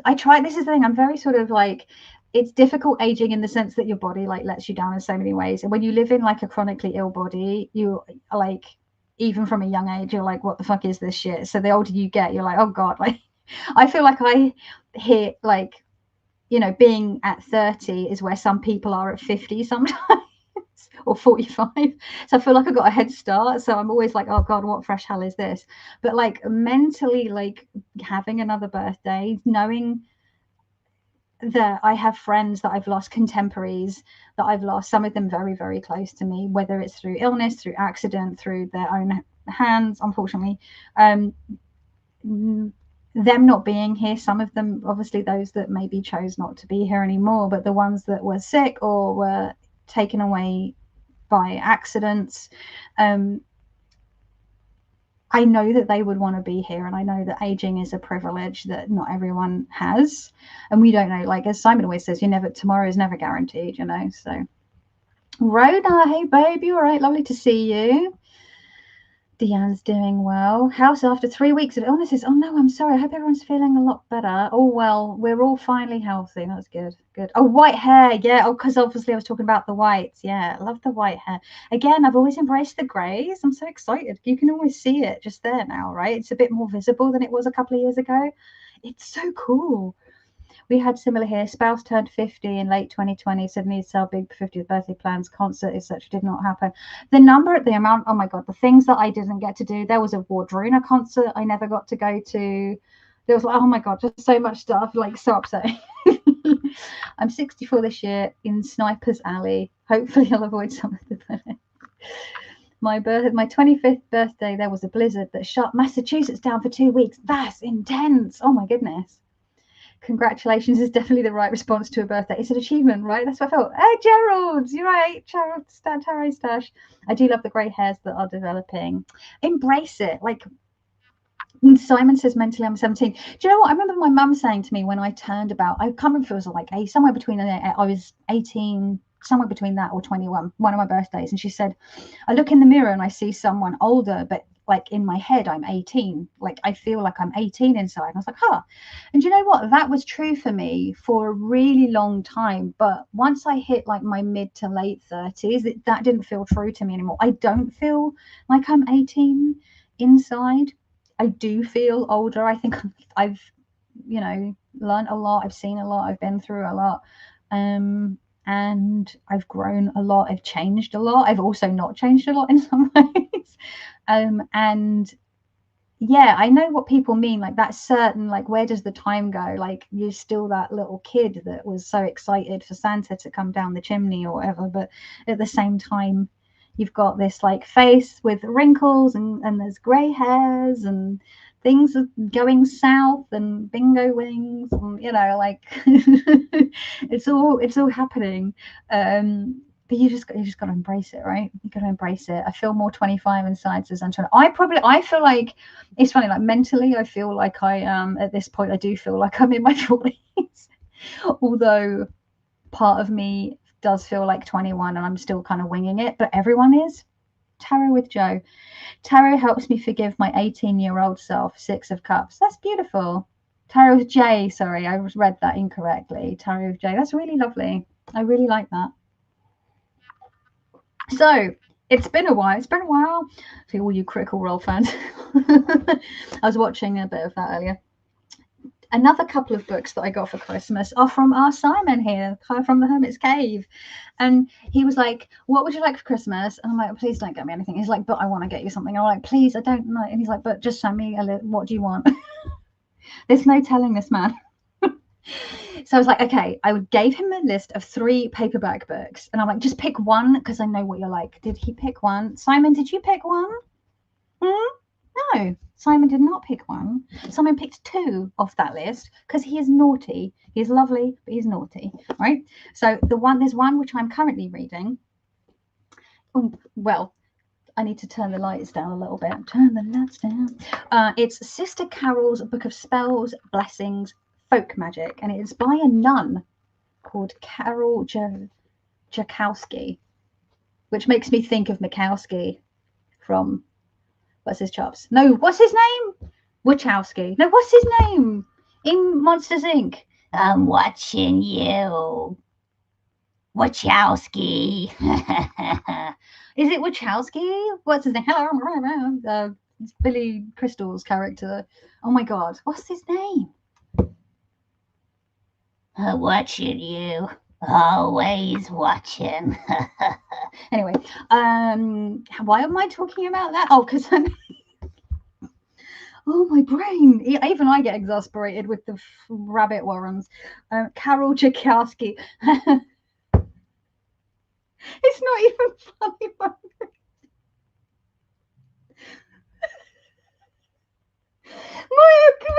Wazowski. That's it, not Wachowski. I'm thinking of the Wachowski sisters. Oh my God. Simon's like, I have no idea what's happening. Neither do I. Oh God. Oh, Stephanie says, well, you've been through some serious stuff, you feel older, but I still got some stuff left over from my youth. Mental age. Yeah, see, I definitely feel mental age at least 35 as well, probably. But yeah, Mike Wazowski. Sorry, Kristen's got it right. Anyway, so this is a book by a nun, and it's a book. Well, she talks about like prayer and magic at the front half of the book, and the second half is like the magic, where the magic happens. Simon. I'm about a third of the way in. I've been reading a little bit each morning. And I have written some notes. This book, you're not even going to be able to see, I think, because of the bloody. I've been writing lots of things in the margins. Can you see the pencils? This is a very, I like her. She seems like a nice lady. And I like some of what she says, and some of what she says. Excuse me. I had some shit to say about this bit. I don't know if I'll do a book review. There are lots of notes, because there's a lot of like, and I understand. And I don't get me wrong, I understand where she's coming from, because she's coming from a Catholic nun perspective, and it's sort of a prayer is magic kind of perspective. So I understand the context, but also there's a lot of that, like, what you think about bring it to you, and you have to have faith, because if you don't have faith, then immediately, if you have doubt, then that's immediately going to stop anything coming to you. And I'm like, I don't know, that becomes a bit like toxic positivity, and a bit like denial of reality situation, and also kind of victim blaming. So I do like some of it. I'm gonna have some questions about some of it as well, but it's I'm more excited about the second half, which is all the spells and things. The other thing that made me twitch, I didn't realize, is that she says that there's like obviously like bits of Catholicism in here, which is fine. I mean, my family are Irish Catholics, on my mum's side, and that's part of my heritage and my upbringing. But then she's also got like, Wiccan stuff in here, fine, whatever, like lots of like open practice stuff, like Judaism. I guess there'll be open things that are more relatively open, but then she talks about like, there's some Native American practices, and I'm like, I'm hoping that these are not closed practices in here, because this could get very eclectic, witch hodgepodge, just sort of grab bag what you want kind of stuff, which makes me a little eye twitchy, but we will see. I haven't gotten to that bit yet, so it's a mixed bag. She seems like a good humid lady, but yeah, once I got sort of part way in, I was a bit like, oh, here we go. Oh, I don't know, we'll see. And then the other one that Simon got me is Braiding Sweetgrass. Finally, I'm so excited. This has been on my wish list since the book came out fucking forever ago.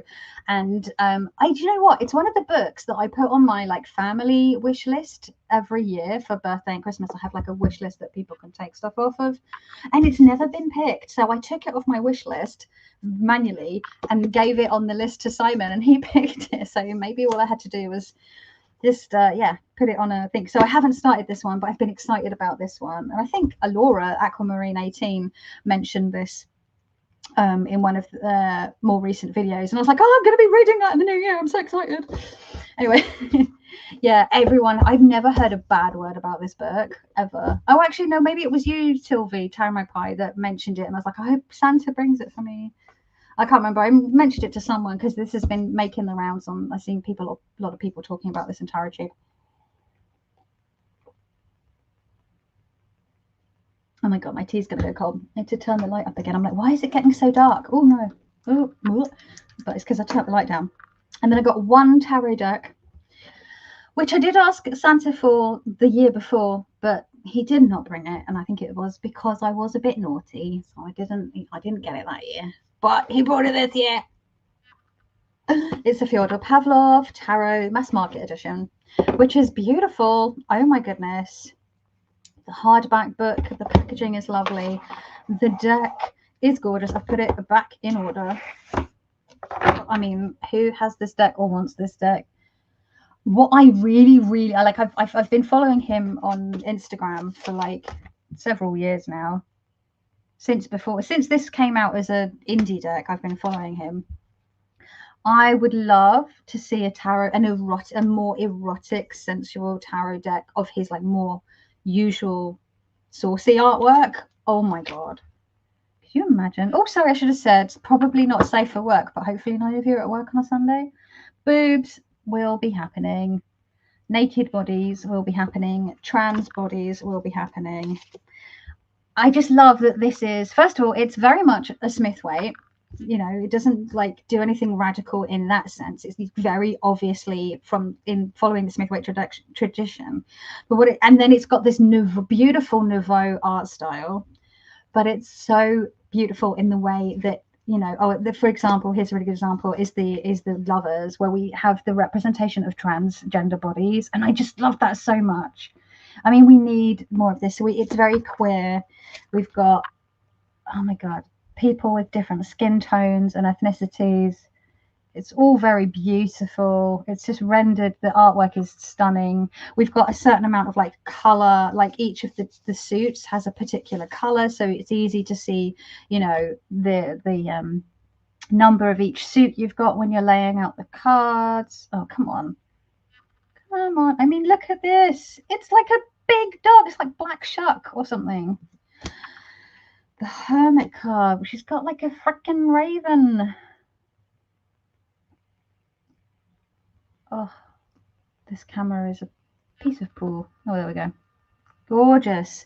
My headcanon, this is Aurora Rose. Is it Aurora Rose? No, Briar Rose from Sleeping Beauty. But yeah, it's gorgeous. This death card just ugh, ugh, ugh, ugh, gagged. The Devil card. Just if you have delicate sensibilities, please do look away. But my God, hello, yes, please. Take me to that nightclub. It's stunning. I love it. I love it. So yeah, I'm very excited to be. This was in my one of my 10 decks to work with in 2024. Very exciting. Very exciting. The War Strength does right. Yeah, Black Shot. Yeah, Black Shot Shuck. Right. Yeah, it does look like Black Shuck. That's my headcanon anyway. Or one of the Hounds of the Baskervilles. But yeah, I'd love to see Fyodor do like a proper saucy erotic artwork deck. Oh my God, be still my heart. It's fantastic deck. The strength one is my favorite. Isn't it just beautiful? And the death card and the devil cards are just, I can't even deal with them. Okay, let's look at my list because I have waffled absolute crap at you for like an hour and 20 minutes. Okay, so Christmas show and tell done. I was going to talk about my word of the year and like the cards of the year, but I don't know if that's like particularly interesting to anyone. I mean, it looks wonderful, says Sandra. Yeah, it's stunning. Yeah, well, like that is one of the more erotic cards, Sapling Toe, but like make the rest of the deck like that. I want more. Has anyone seen Fyodor Pavlov's like regular artwork that he shares? And he has to like be very strategic in how he places like dried flowers over like this the offending parts for Instagram. But you can then like scroll through or go to his website to see like the full in its like full glory. Oh yeah, I thought you would be. Imogen. More boobs. So yeah, I just think it would be so sumptuous and delicious. I feel like it would have to be an independent publication because I don't know if there's any mainstream publisher that would have the chutzpah, the gall, the audacity to publish such a thing. Trio of Witches, yes please, all your year cards. Yeah, what are people's year cards? It's just Feathers and Stars Tower. Me, I love it. Everyone loves it. So we're going into an 8 year. So some people will say that's a chariot year. Some people will say that is not a chariot year, a strength year. And some people will say it's a justice year. I'm more of a Marseille girl generally as a rule. So I would say originally it would be a justice year, which feels very apt given gestures at everything. But also strength is important. And I find it really interesting because for me personally, when you work out your own personal tarot cards according to like your birthday, my sort of the main number it comes up to is the 17, the star. So the star is like my ultimate card, which is interesting because I'm an Aquarian, which is like the water bearer. Is that how that works? It just is that my birthday adds up to that. So that's interesting. Is that just a happy accident that my tarot card also links to my zodiac, or is that how it happens? I don't know. Anyway, that my star sign, my rising sign, not my rising, my sun sign. I don't know a huge amount about astrology, to be fair. Which when you add 7 and 1 together, it breaks down to 8, meaning depending on which system you're using, justice and strength are also cards, personal cards for me. So going into 2024, well, we're in 2024, this year it's ruled by my personal cards, which feels very, very apt. When I add in the card, when you do your personal card for the year, and there's a number of different ways you can do that as well. My card this year, last year was Temperance. This year is the Devil. Oh my God. The Devil, the Devil. I think this Devil card is going to be the main one that I use as my representation for the Devil card this year. Now I'm less concerned about it. I was a little bit like, because for me, I don't go, oh, it's the devil whenever devil comes up in a reading. I take a bit more of a neutral approach, and I'm like, the devil can go either way, right? The devil swings both ways. So I'm a little like, it could go, it could be good, it could be bad, it could be, you know. But yeah, seeing this devil representation, I'm like, let's make it fun. So yeah, the Devil is my card for the year, as well as the Strength and Justice being cards for this year, particularly for everyone collectively 2024, as well as those cards being personal cards for me, personal birth cards. So yeah, really interesting year for tarot. I will be doing my solar return spread that I designed a couple of years ago. I'm going to be doing that for my solar return, my birthday, in 2 or 3 weeks. I'll be doing that. So I did share it last year. I shared a video and a post, an Instagram post on that. I think I might, maybe I'll see how it goes. I might do an updated video on that, or just post the spread for people to use. I meant to remember to do it on New Year's Eve or a couple of days before New Year's Eve, because I'm aware that some people prefer to do their year ahead spread for New Year. I prefer to do it for my birthday because it's a personal year and it feels more, well, it feels more personal, obviously, for that reason. So I tend to do it that way. And I designed that spread to really, I sort of looked at loads of different spreads, looked at loads of different year ahead spreads, birthday spreads, because I got so bored of doing the one card for every month thing that I did. Like, if you get something out of that, that's great. But I was like, right, I've got this card for the month, but and what? So I decided to like spice it up and break it down into all these different little things. It uses multiple decks. So it uses Oracle. It uses more than one tarot deck. I throw in a rune. It's a whole thing. Hi, Chris. Hello. Elemental Cartomancy. Lovely to see you. And yeah, I've distracted myself by saying hello to Chris. Simon's in a devil year. Are we having the same years each year, Simon? I didn't realize we were on the same as well. You were Temperance last year. Jonathan says my card is 6 for 2024. So that's Lovers. That's a good one, right? I leave the moon for the sun, says Karina. So oh, Tammy Pie did the spread. What, the solar return spread? Cool. And Sapling Terrace says that they were watching this solar return video. I feel like it was a real mess, and I explained it really badly. I feel like I need to redo it. I just can't make good top-down videos to save my fucking life. They always turn out like trash. I don't know what it is. It must be like my lighting, but I've seen people make top-down videos in low lighting and it looks really cozy and ambient, and I do it and it looks like poo. Why? I don't understand. I have tried. I really have. So I'm impressed, Deanne. I only just remembered earlier today. Oh, happy anniversary Eve. For what, Deanne? I'm intrigued. The calendar spread I do for birthday, 1 tarot, 1 oracle per month. Threw in a second oracle last year to get a word of the month too. Oh, that's pretty fun. Rona's having a Hierophant year. Do you have a downlight? I've got a massive fuck off ring light, babe. Look at this. Whoa, we got this bit. And like I can change the temperature, the color temperature. I don't know. Maybe I need a different kind of light. I don't know. Tomorrow is my 2nd wedding anniversary. Oh, do you know what? I misread the name. I was looking at it. I thought it said Hermit's Cave, and I'm like, what have I forgotten about Simon's anniversary? That makes more sense now, because you were right. I was looking at your names one above the other because I misread it. Chris, I'm so sorry. Happy anniversary. That's been 2 years. But I remember when you were getting married. Has that really been 2 years?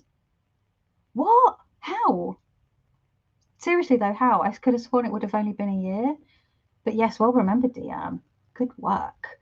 Oh my God, that has gone really, how time really has flied. I swear you were just getting married, Chris. I could have, if you had asked me how long ago it was, I would have said a year.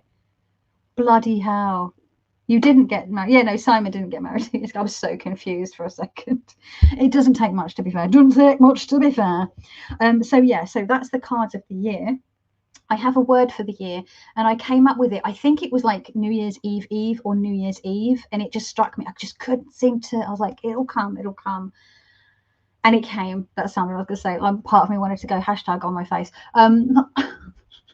I watched Saltburn last night, Simon. I meant to glide you earlier today, and then I forgot to get around to it because I've been so busy. But I will glide you tomorrow, Saltburn. But yeah, now I'm just sort of making cum jokes. Sorry. Yes. This is so not safe for work. Sorry, it's like 8:30 in the evening here in the UK. Which is a little earlier for some people. If you're on like the west coast of the US, you're going to be like, it's too early for this blue material. Working blue here, folks. My word of the year is, does anyone want to guess? That's too difficult. No. Is my brain farted and I couldn't remember for a second. It's sustainability. It's sustainability. And the reason it's to say sustainability is it just because my word for last year was resilience, and my card for the year was temperance, and it was like, right, so I've got to get good at like this balancing act, this alchemy, this temperance. Like I really like that idea in the Fifth Spirit Tarot book, which talks about not just temperance in that alchemical sense, but temperance in the sense of tempering something to make it stronger. Like you would temper a blade, you would temper steel, and being tempered, temperance, and then resilience, building resilience, being stronger.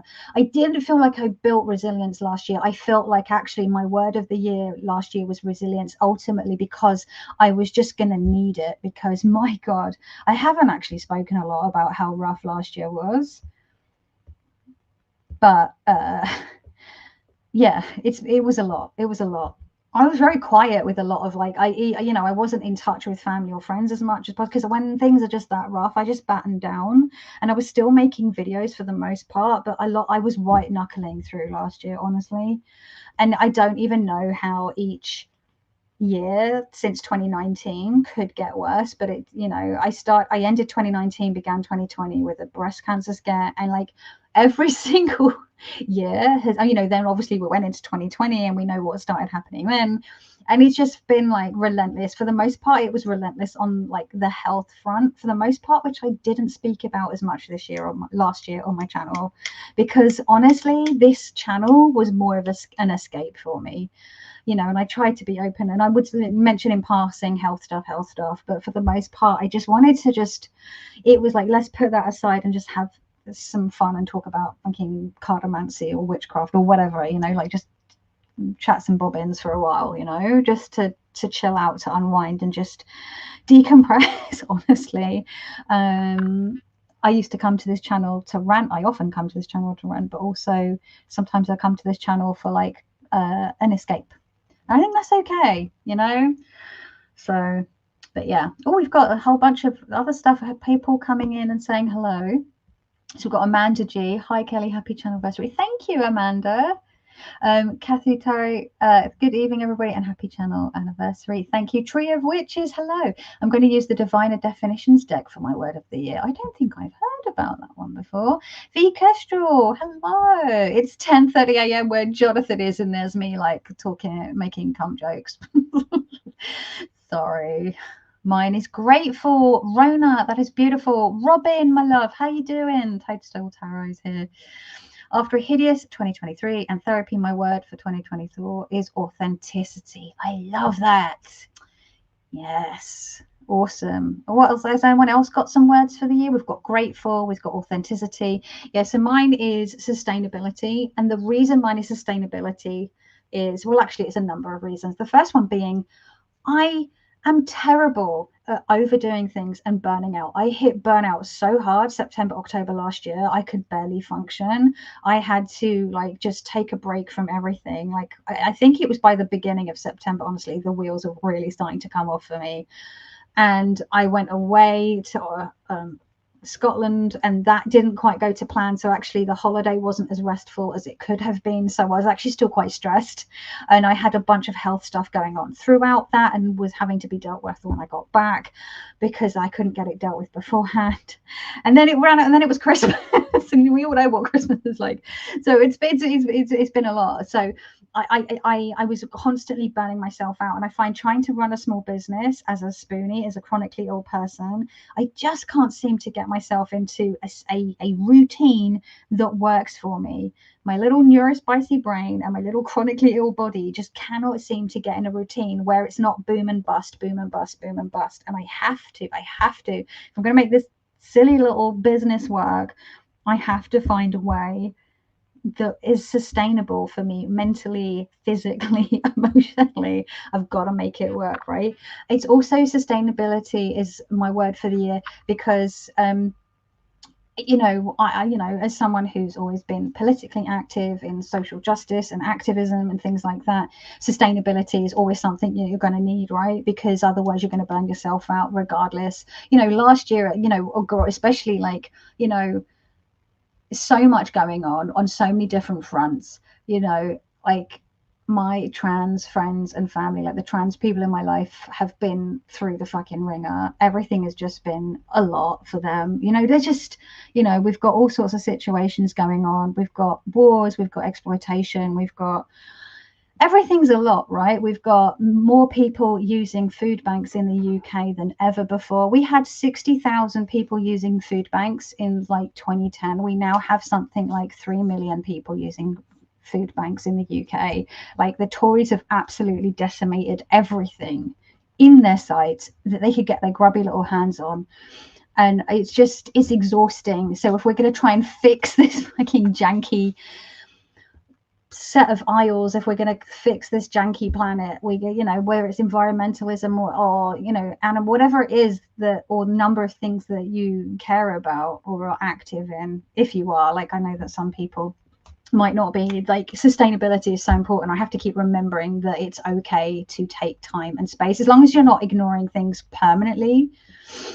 It's okay to take a moment to reset, because I do have a habit to like go hard, and this, I'm just having to learn to take a step back and take a moment and breathe and get back in the fight, right? You need to get a breather. It's like tag teaming, like in lucha libre or something, I don't know, in wrestling, WWF and or WWE. Are those both real things? Every time I hear WWF, I always think of the World Wildlife Fund, but I think there's a World Wrestling Federation as well, and the two are not the same. So yeah, that's another reason, sustainability. And then sustainability from an environmental front, I would class myself as an environmentalist and just trying to be sustainable in the way, I'm pretty good, but I could do better. So I'm like, let's try and sort of do that. So yeah, I'm just trying to, it just feels like the right word for me, Let's see what's on Thursday weekend. I've missed a bunch. Let's have a look. I'm getting chilly now. I've cooled down a bit. We've got, my word this year is expansion. It's time to be my authentic self, says Bohemian Rose Tarot. That's beautiful. Expansion. So many good words. I love this. Authenticity, expansion, grateful. These are all, you could make the list of all these words, right? And they would all be such juicy things to remind ourselves of, right? Every single day. Sapling Tarot says my words for the year are courage and bravery, because I think I'm going to need them. Oh, babe. Well, I hope that you are able to find your courage and your bravery, and that you don't need them as much as you think you do. Maybe I don't. Obviously, I don't have the context for that you're referring to that in, but I hope that you'll be okay this year. Candy says mine is appreciate. That's another great one, folks. These are amazing. Aquarius. Oh, hello everyone. Been listening in while multitasking, finally sitting now. Happy channelversary. Thank you so much. It's happy channelversary because it's all in caps. Exciting. Robin is saying hello to people. Hey, Simon. Jen and Elle have arrived. Yes, I saw Jen posting over on the Facebooks before their furnishings. Haven't seen them yet, but excited to. God, they've been working so hard to get that move sorted out in time. Bless them. My word is intentionality, as in expending my time and energy and spoons in intentional ways. Oh, I love all of these, folks. My word for 2024 is hope. I don't have a card yet, but I will draw it. I don't use numerology for year cards. That's fair. I know that everyone doesn't. It's not everyone's cup of tea. I usually pull a card for the year as well now. I think I'm going to be like doing that. I used to do that, and then I started sticking to the numerology, and I'm like, now I'm going to do both. Why not both? Like that gif. Both. Yes, both. I feel like a phrase from Mika, relax, take it easy, for there's nothing that we can do, might be my mantra instead of word of year. I kind of like that. I don't know. For there's nothing we can do though. I'm always like, there's always something we can do. General, like them, even like the smallest thing. I don't know. We'll see. It depends on the situation, I guess. We can't fix all things, or we don't always have the agency to. But it depends on the situation, I guess. We need to compartmentalize to survive. Sometimes we do. I don't know how healthy or not that is, but yeah, it's tricky. Life is hard, guys. After trying to watercolor this morning, my word of the year should be patience. Patience was one of my cards. Was one of my words of the year. I can't remember which one it was. 2022 was gentleness and consistency. I had 2 words, and actually, I realized I didn't like having 2 words.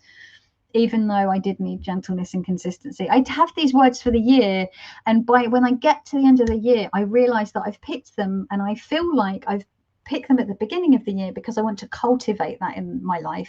But I usually look back on the year that's just been, and I realize that it's because that's just what I needed that year. It's not that I needed to be mindful in cultivating, it's just that I needed to white knuckle with that particular thing through the year. Sustainability is a great word, lots of angles to take. Oh,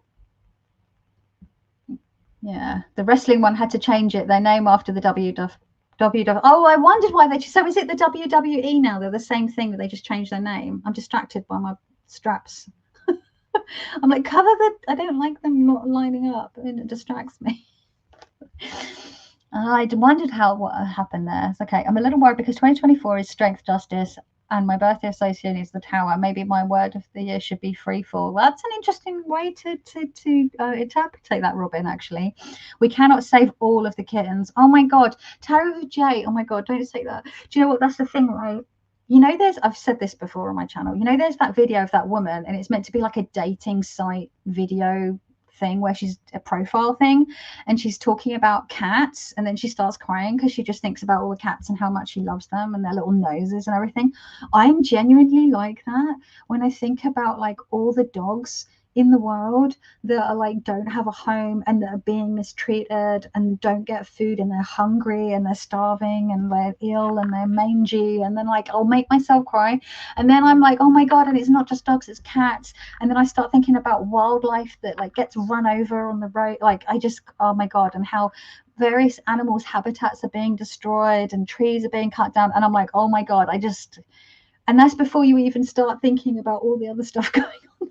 Like the world is so overwhelming. Like even if I just think about one huge factory somewhere in the world that produces like, and I've mentioned this before, like little plastic tchotchkes, and every single day this one factory, and it's only one of many hundreds of thousands of factories around the world that creates these little plastic tchotchkes, and it's putting out hundreds, thousands every single day, every single week, every single month, every single year.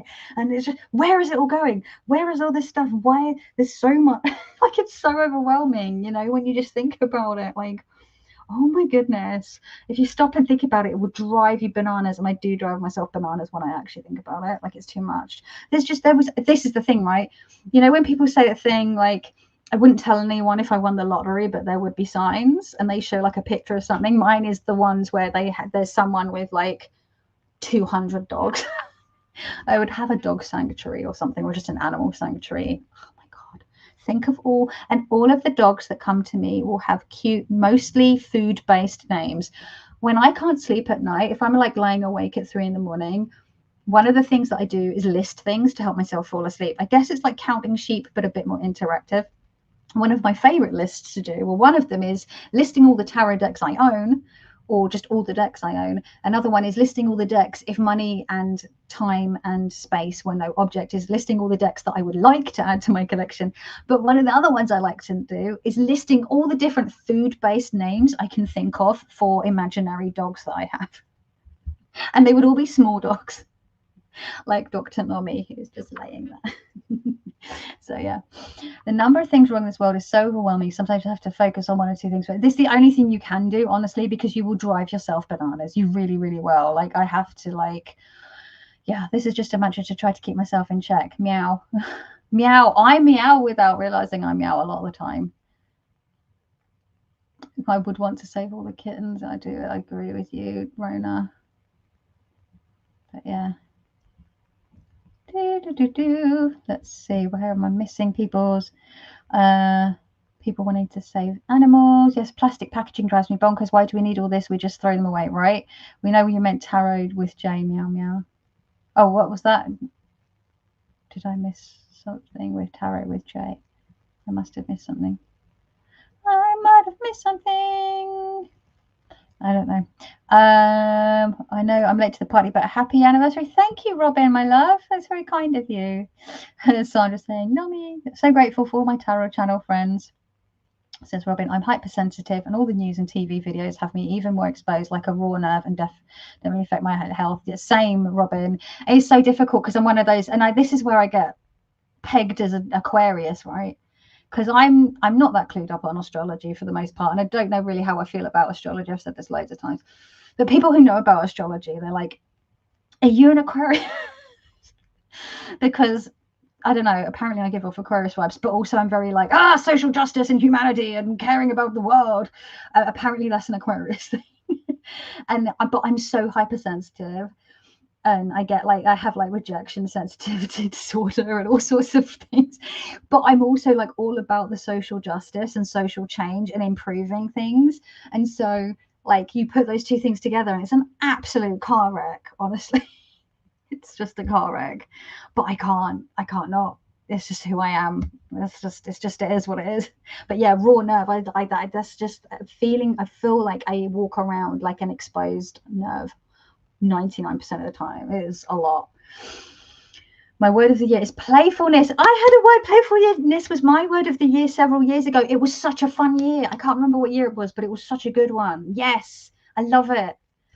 Have fun with that. I'm sure you will. I am only going to do things that are fun and are playful outside of what I have to do for work and for exercise. I try very hard to make it. So that's great. I love it. Love it. The doctor is down. What? I need to redirect my focus and shut down out the bad. Yeah, the age of Aquarius. Yeah, we like sort of, we've got Aquarius in Pluto, or Pluto in Aquarius. I don't know how it works. I've had to stop my Aquarian comments on social justice because my Pisces husband is saying, see, my spouse is Pisces as well. Oof. Do you ever get anxious people fucking with you because of your looks? So it's like, in what sense do you mean fucking with me because of my looks? I mean, for most of my life, I've always dressed rather outlandishly or differently, and have had pretty hardcore goth looks over the years. So yes, I guess, but not as much as you'd think, because I'm from London and I live in London. So whenever you travel outside of London, yeah, sometimes. My last word of the year was revel. It was great. That sounds good. My word of the year is empowerment, says Kristen Louise. My goal this year is to consistently push myself outside of my comfort zone for my own evolution. I guess my word should be evolution. They both work. I'm so glad to hear that, says Kelly Bear, says Togi. Hear what? About the word you're being playful. Oh, about my word you're being playful. Okay, yeah. Are you paranoid because you're a bingo wins? No, I'm not paranoid. Like, who cares? They're just bingo wins. I don't give a shit. I see what you're trying to do. It's not going to work, so you might as well slide on by, love. So what else was I going to show? Because oh my god, I've been going for nearly 2 hours. What are you all still doing here? You bananas, a lot of you.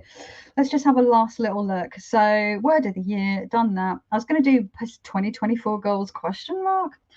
Mostly read more, be even more interactive with social justice work, is that I'm that I'm able to, is like chronically ill person, you know, I do have my limitations, and try and like really push myself more creatively. The Fool's Apprentice, hello, lovely to see you, my dear. You all right?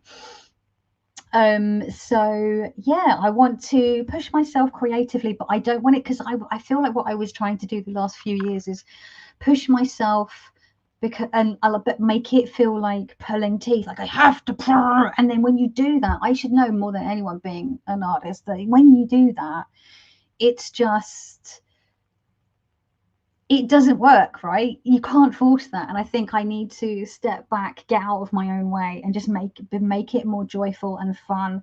And yeah, like expand on what I'm offering in the shop, and hopefully try and find people that will want the other things that I offer, because I know that most people here are probably more interested in like the pouches, but I do want to do, you know, weird stuff, you know, like patches and notebook covers, and maybe eventually get some like actual artwork printed. I don't know, we will see what happens. We're just going to see where it goes.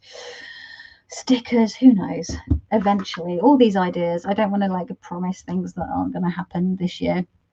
So yeah, I love the patches and would buy many. Yeah, I've got loads of ideas for different designs as well, so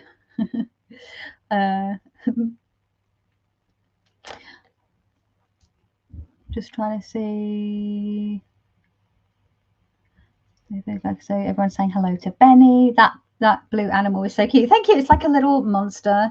Well, what I usually do is I call them mystery monsters, and I put them in like a blue bag, and I machine across the top of it. I machine sew across the top of it, and in the listing on my shop, it will have like 5 or 6 monsters in the photo. So you know you'll get one of those monsters, but you don't know which one, right? So then you tear it open. It's like it's a mystery bag, and you find whatever monster you get in it. But this is for my giveaway for my channelversary, so I'm showing which monster, you know, that people. I made this specifically to match all of the things for the giveaway. So yeah, have you got cleaning tips for the felt stuff? My place is a dust nightmare. Cleaning tips for the felt stuff? What do you mean? Because if stuff gets dusty, because I get dust on like my my dressing table and stuff like that, and if I've got my own felt pouches and I put it on some dust, usually what I do is it just brushes off, because it's just fabric. Just knock it off if it's dusty. I don't know, that's usually works for me. So yeah, felt bags, pouches, yeah, just dust it off. That's all right. Just knock it off, love. Pack it in. Let me begin. No, I'm not going to do that. I'm not going to give myself an earworm. That's too late. I've already done it. Okay, brilliant. So yeah, I do also, I don't know who saw my 10 decks for 2024 video, but some of those decks, the box is like fucking mahoosive, and I'm not fannying about with the mahoosive boxes. Like this even is, I'm like, no, this is going to need a pouch, right?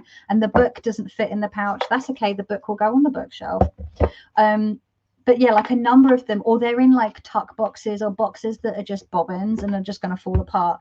So when I start to work with some of those decks in that video that don't have a box or a pouch, I will make a pouch for them. And I think that's going to be part of like a little bit of my bonding with the deck, like looking through, picking colors and a charm that like works for that particular deck. One of my main things I want to do is finally get around to doing a double pouch for my Literary Witches Oracle, which I've been loving. I've been using this all through December, and I've pulled it through into January. I've been using it with the Chicoli Tarot. I don't know her. The Chicoli Tarot.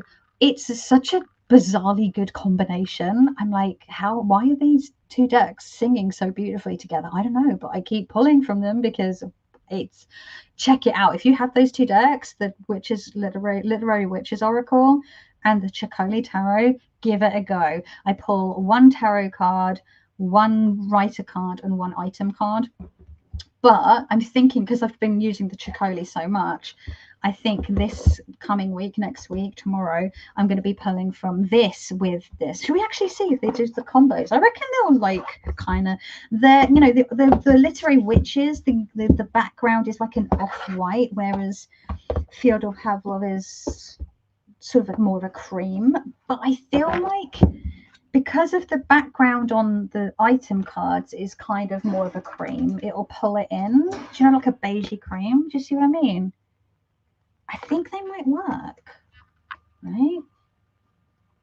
They could, well, you need to do it like with the tarot card in the middle. Oh my god, we have Octavia Butler, who is, oh, love Octavia Butler. We've got, let's see, Jamaica Kincaid and a well. This is for a Farrokhzad's well here with the magician. The magish, as Tom Benjamin would say. I think this could work because we've got this monochrominess that's going to pull and cream in this card, in this deck. For the most part, there are hints of color, are going to really work with the beigey background and the monochromeness of the item cards. And then what little bit of color you get in this tarot deck is going to pull in the little bit of color from the writer cards. Oh, yes. Exciting. So that's going to be from tomorrow. Exciting. I definitely, one of my other goals for 2024, which is the complete opposite of most years, is buy more decks, and more specifically more oracle decks. I do not have enough oracle decks. I've really got, and 2023 for me was the year that I really like got into like oracle decks combined with my tarot readings. I just finally, it just like clicked. It does depend on the deck, but just really, and I just, because I finally had a few more. I still don't have, I think I have like 10 oracle decks. When you've got like 150 tarot decks and only 10 oracle decks to combine them with, it does get a bit, I don't know, there's not many options to combine. But I've got a number on my list, and I think there's going to be some good combos coming up, so I'm excited. So let's see, we've got some,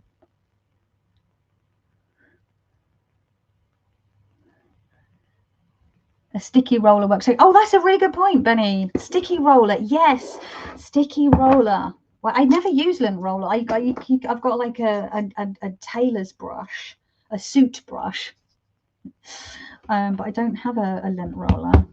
I just live in all the dust and the dog. I mean, I've got a dog that molts like you would not believe. I've given up at this point. So yeah, I've had fine luck with a lint brush. Yeah, so lint brush, small Hoover head. Yeah, it's another one. Yeah, sticky roller types. How did we enter the giveaway? I'll be talking about that in a second. Double-sided tape. Yeah, jump around. Yeah, jump around. Jump. I find the felt doesn't hold the dust like the velvet. Yeah, velvet will catch it a bit more, Robin. You're right. You love Britishisms. Did I use a Britishism? What was the Britishism? Oh, that's a really word. I can't say it. Britishism. I can't even say the word. Nice pairing with the Chicoli, right? And it's a weird pair, but sometimes it works. Meow, meow, meow, meow. One of my 2024 goals involves Octavia Butler reread. Oh my god, the parable. I need to, yeah, I need to do that as well, because I started. This is the thing. I saw someone tweet that it started in 2024, and it was the date. I think it was in January, and she's saying it's my 15th birthday. I started reading that book in 2021, I think. Parable of the Sower. But I mean, also reading that, you know, in the midst of a pandemic was a, yeah, I feel like I need to still give that one a bit of a break, because I was reading it, I was like, oh, this is too much. I can't cope with it. It's so dystopian that it just feels too like everything's too raw.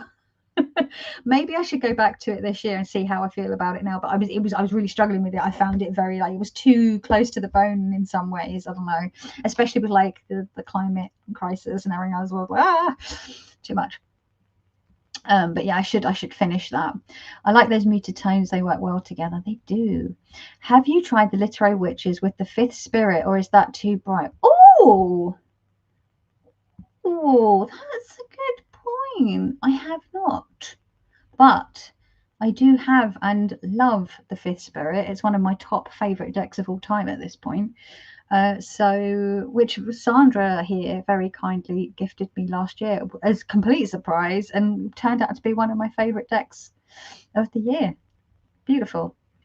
No, I'll give that a go, Robin. I'm intrigued. This first time I've seen someone with a goal to buy more decks. I'm here for it. I mean, I don't know if I'm going to be able to do it. It just really depends on how things go money-wise. And I'm not that hopeful at the moment. So we will see. But yeah, that's what I would like to do. Oh, I read the Parable trilogy in my 20s. I remember very much enjoying them and thought 2024 was Ian's Away. Oh my God, sweet summer child, right? Like I was watching Saltburn and it's like welcome some class of 2006 at the beginning, which means that they're starting uni if they're doing a classic 3-year degree. I did a 4-year degree, but most people I think do 3-year degrees here in the UK. I know it's usually 4 years in the US. They would be starting in 2003, and I was like, oh my God, that is the same as me in 2003 watching a film that is set in 1983, and the 80s felt so long ago in 2003 to my 22-year-old self. And now people that are 22 now watching Saltburn are like, oh my God, 2003, that was so retro. I just crumble into dust. What the hell? She's Zombie Oracle and NPC is very good if you haven't got it, Kelly. Yeah, do you know what? I've seen when she released it, and I remember when it came out. I make playing cards are so pricey though, and I really struggle with like buying stuff off there. I have to like, there's so many decks on there that I want, and I'm just, well, there's so many decks that I just want. But like, yeah, that's another one. But I feel like there's so many like spooky decks that I want that have been on my list longer, and also it's very, very dark, and I'm trying to keep it. I'm going to be trying to keep it more like, we will see though, because that is one that's on my radar. Thanks, Tony. That's yeah, I remember when she released that. When was that, 2020 or 2021? Or even his time, I don't know. I got Michelle Knightwaite's tarot deck, and the book's really good. Do you know what? I was so excited for that, but then I saw the photos of it, and the border is so mahoosive. I'm like, why?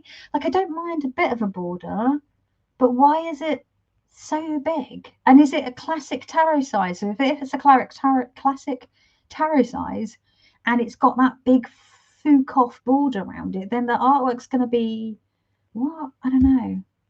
Which oracles pair well with TDM decks?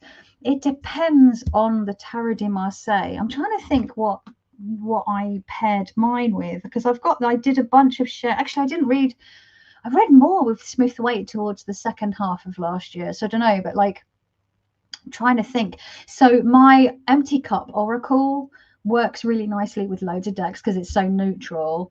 I think I found that the archetypes, the Wild Unknown archetypes, their Animal Spirit, and the Pathfinder Oracle by Skull Garden worked quite nicely with like Tarot Archetypal, that French one, because of the lovely oranges and reds in that one, and those decks have quite a lot of sort of oranges and reds. The four hexer is not a Pippi deck, is it? No. I'm trying to think what else. The Empty Cup Oracle works nicely with like my more modern Marseille, so it works really nicely with like the Squid Cake, the Marshmallow, the Tarot Serene. Yeah, it just depends, right? But yeah, I do definitely need more oracles to make that work. I'm trying to catch back where I'm up. Hey Kelly, what oracle decks are you using recently? So recently, Literary Witches.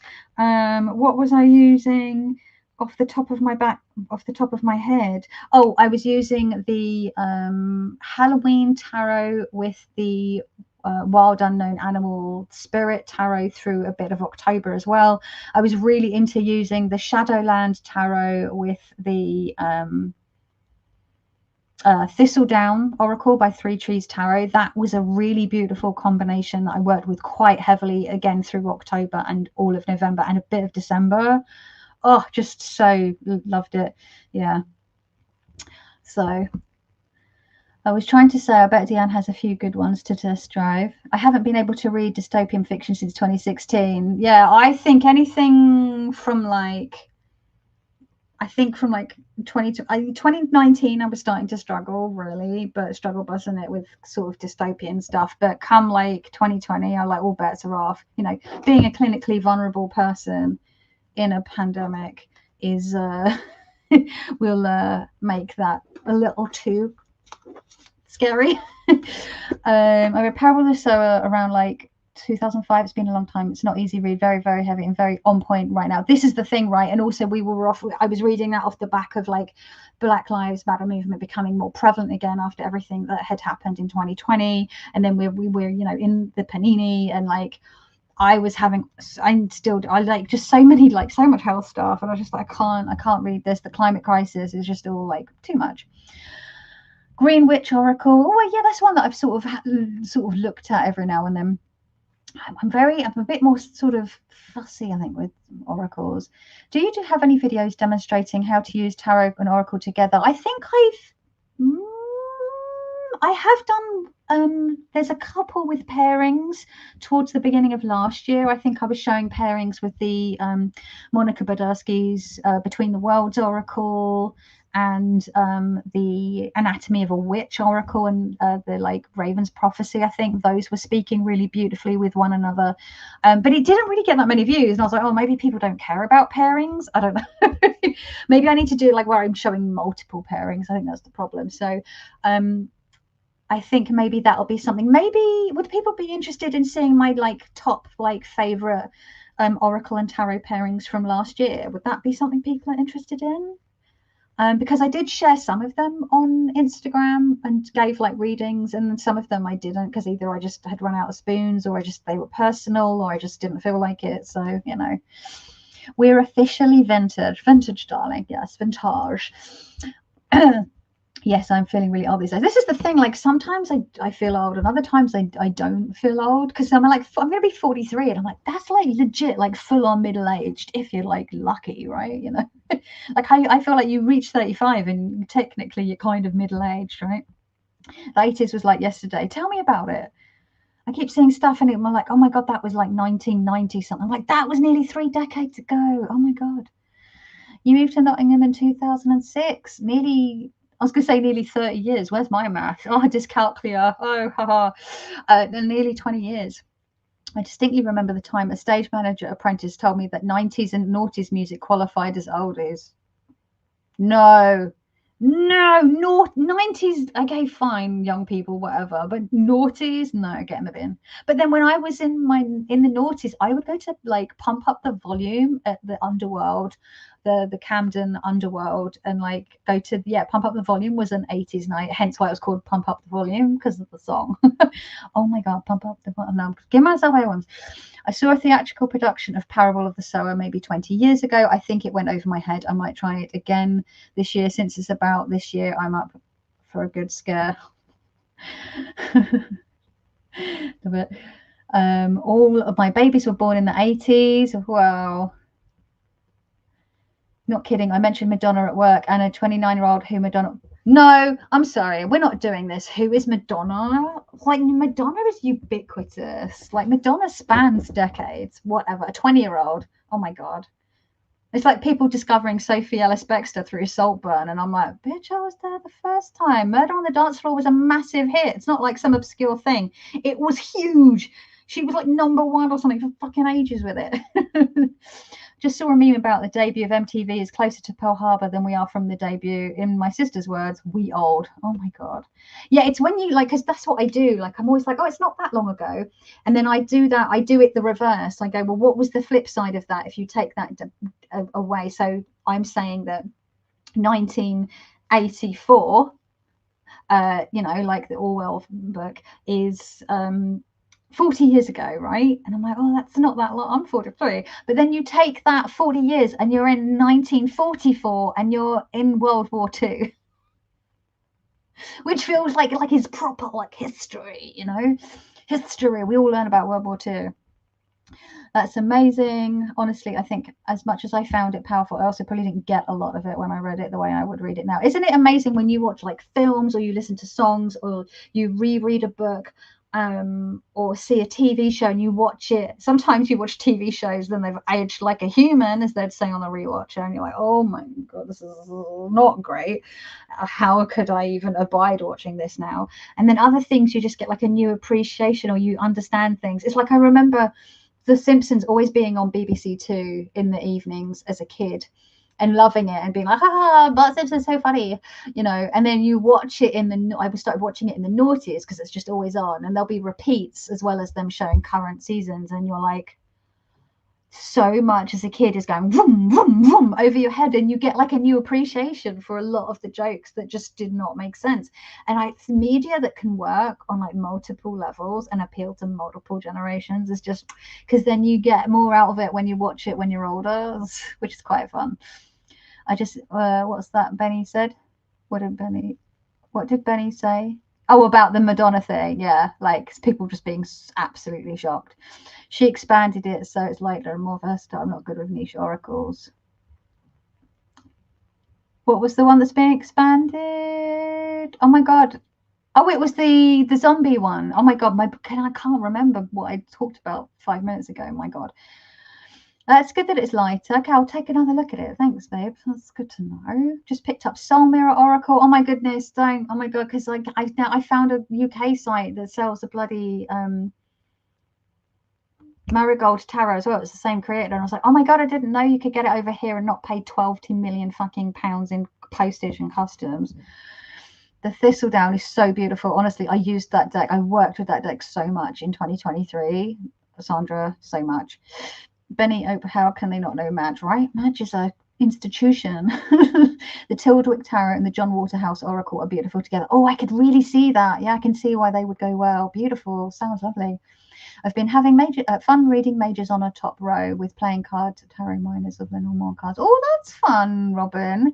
Sometimes I've spoken about this before, doing like tirage en croix with Tarot de Marseille and using just the majors, as a lot of like readers will do, French readers, and then occasionally doing a second sweep with the minors and the courts, which is quite fun for like a little bit of additional information. But that sounds interesting as well.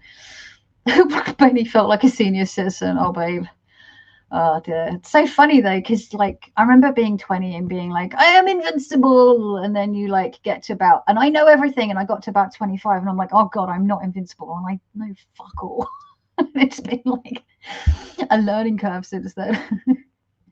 Sapling Tarot is interested in my pairings, so it'll be pairings that I've used and that I felt were successful, because sometimes I try and pair decks and I'm like, this is not working. But so yes to pairings. Okay, we'll write that down, because you know the brain is like a sieve. The pairings video. Okay. Everyone's saying they love deck pairings. That's good. My wish list is most goals right, that is unusual. Yeah, see, something's happening with on the Oracle front. Maybe a demo reading. Yeah, I'll show you. I'll do a little like, yeah, I think just the thing with the demo readings, it's really funny. Like, I think it's because when you do demo readings, and I have done them, like I've done them in live videos and occasionally like done the odd video where I've shown a demo reading. But I think the thing that stops me is like feeling a bit self-conscious, because even though I've been reading tarot for so long, there's that little part of you is like, do I know how to read tarot? And you're putting it out there. Like it's a weird thing. It's so funny because, oh my god, I have been reading tarot for over a quarter of a century.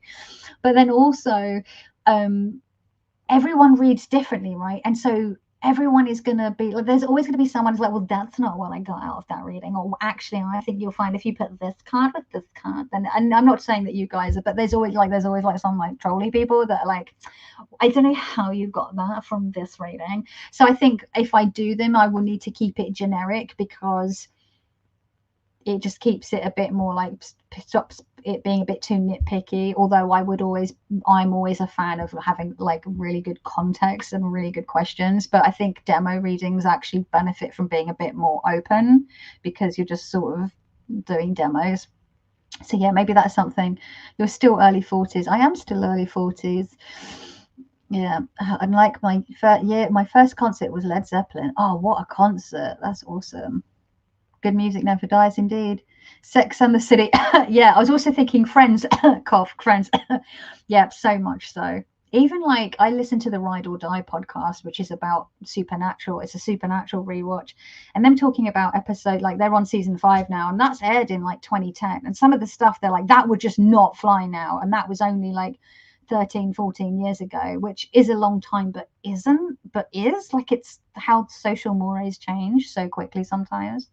I had to watch Saltburn twice and picked up so much more second time, like the doppelganger scene, for example. Right. So I don't do spoilers though, Simon. Just be careful. But I actually said to Simon today when we were walking Normie, I was like, I really enjoyed it. I feel like it's one of those films where you rewatch it and you get so much more out of it. So we're going to give it some breathing space and then probably watch it again. I don't know, maybe in a few weeks' time. Kay, hey Kay, babe, how you doing? I've seen you for a while. Been a while since I've been in a chat. It's been a while since I've done it. It's been a while. It's been a while since I've done a chat, but I've been listening. Thank goodness for 2024. Yeah, let's hope it's a better one. Hello everyone. Hope you're all well. The Simpsons started 35 years ago. Yep, it's just what even? It's amazing. I haven't watched it for years, to be fair. Just started rewatching Simpsons 2 days ago. Told my son not to repeat anything at school. I wouldn't put you through that, Sandra. I know your feelings about it. Yeah, I can see how some people would not enjoy it. It's not everyone's going to be everyone's cup of tea. Did you see the hate Taroteka Studios got from people over their new release of ×4 majors only decks in different styles? So many asking who reads with just majors. Loads of people. I read with just majors all the time. I only have one majors only deck, and that's another thing I'd probably like to fix. There is this deck on Etsy. It's a majors, it's a trumps only deck. It's Marseille. It's hand cut, it's all like gold and it's on thick card and it's about 50 quid. I think it's from France.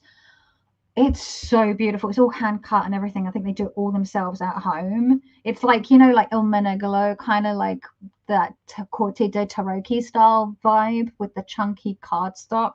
But because it's only 22 cards, like it doesn't matter that the cardstock's a bit thicker. And it is so beautiful. Like it gives me goosebumps when I look at pictures.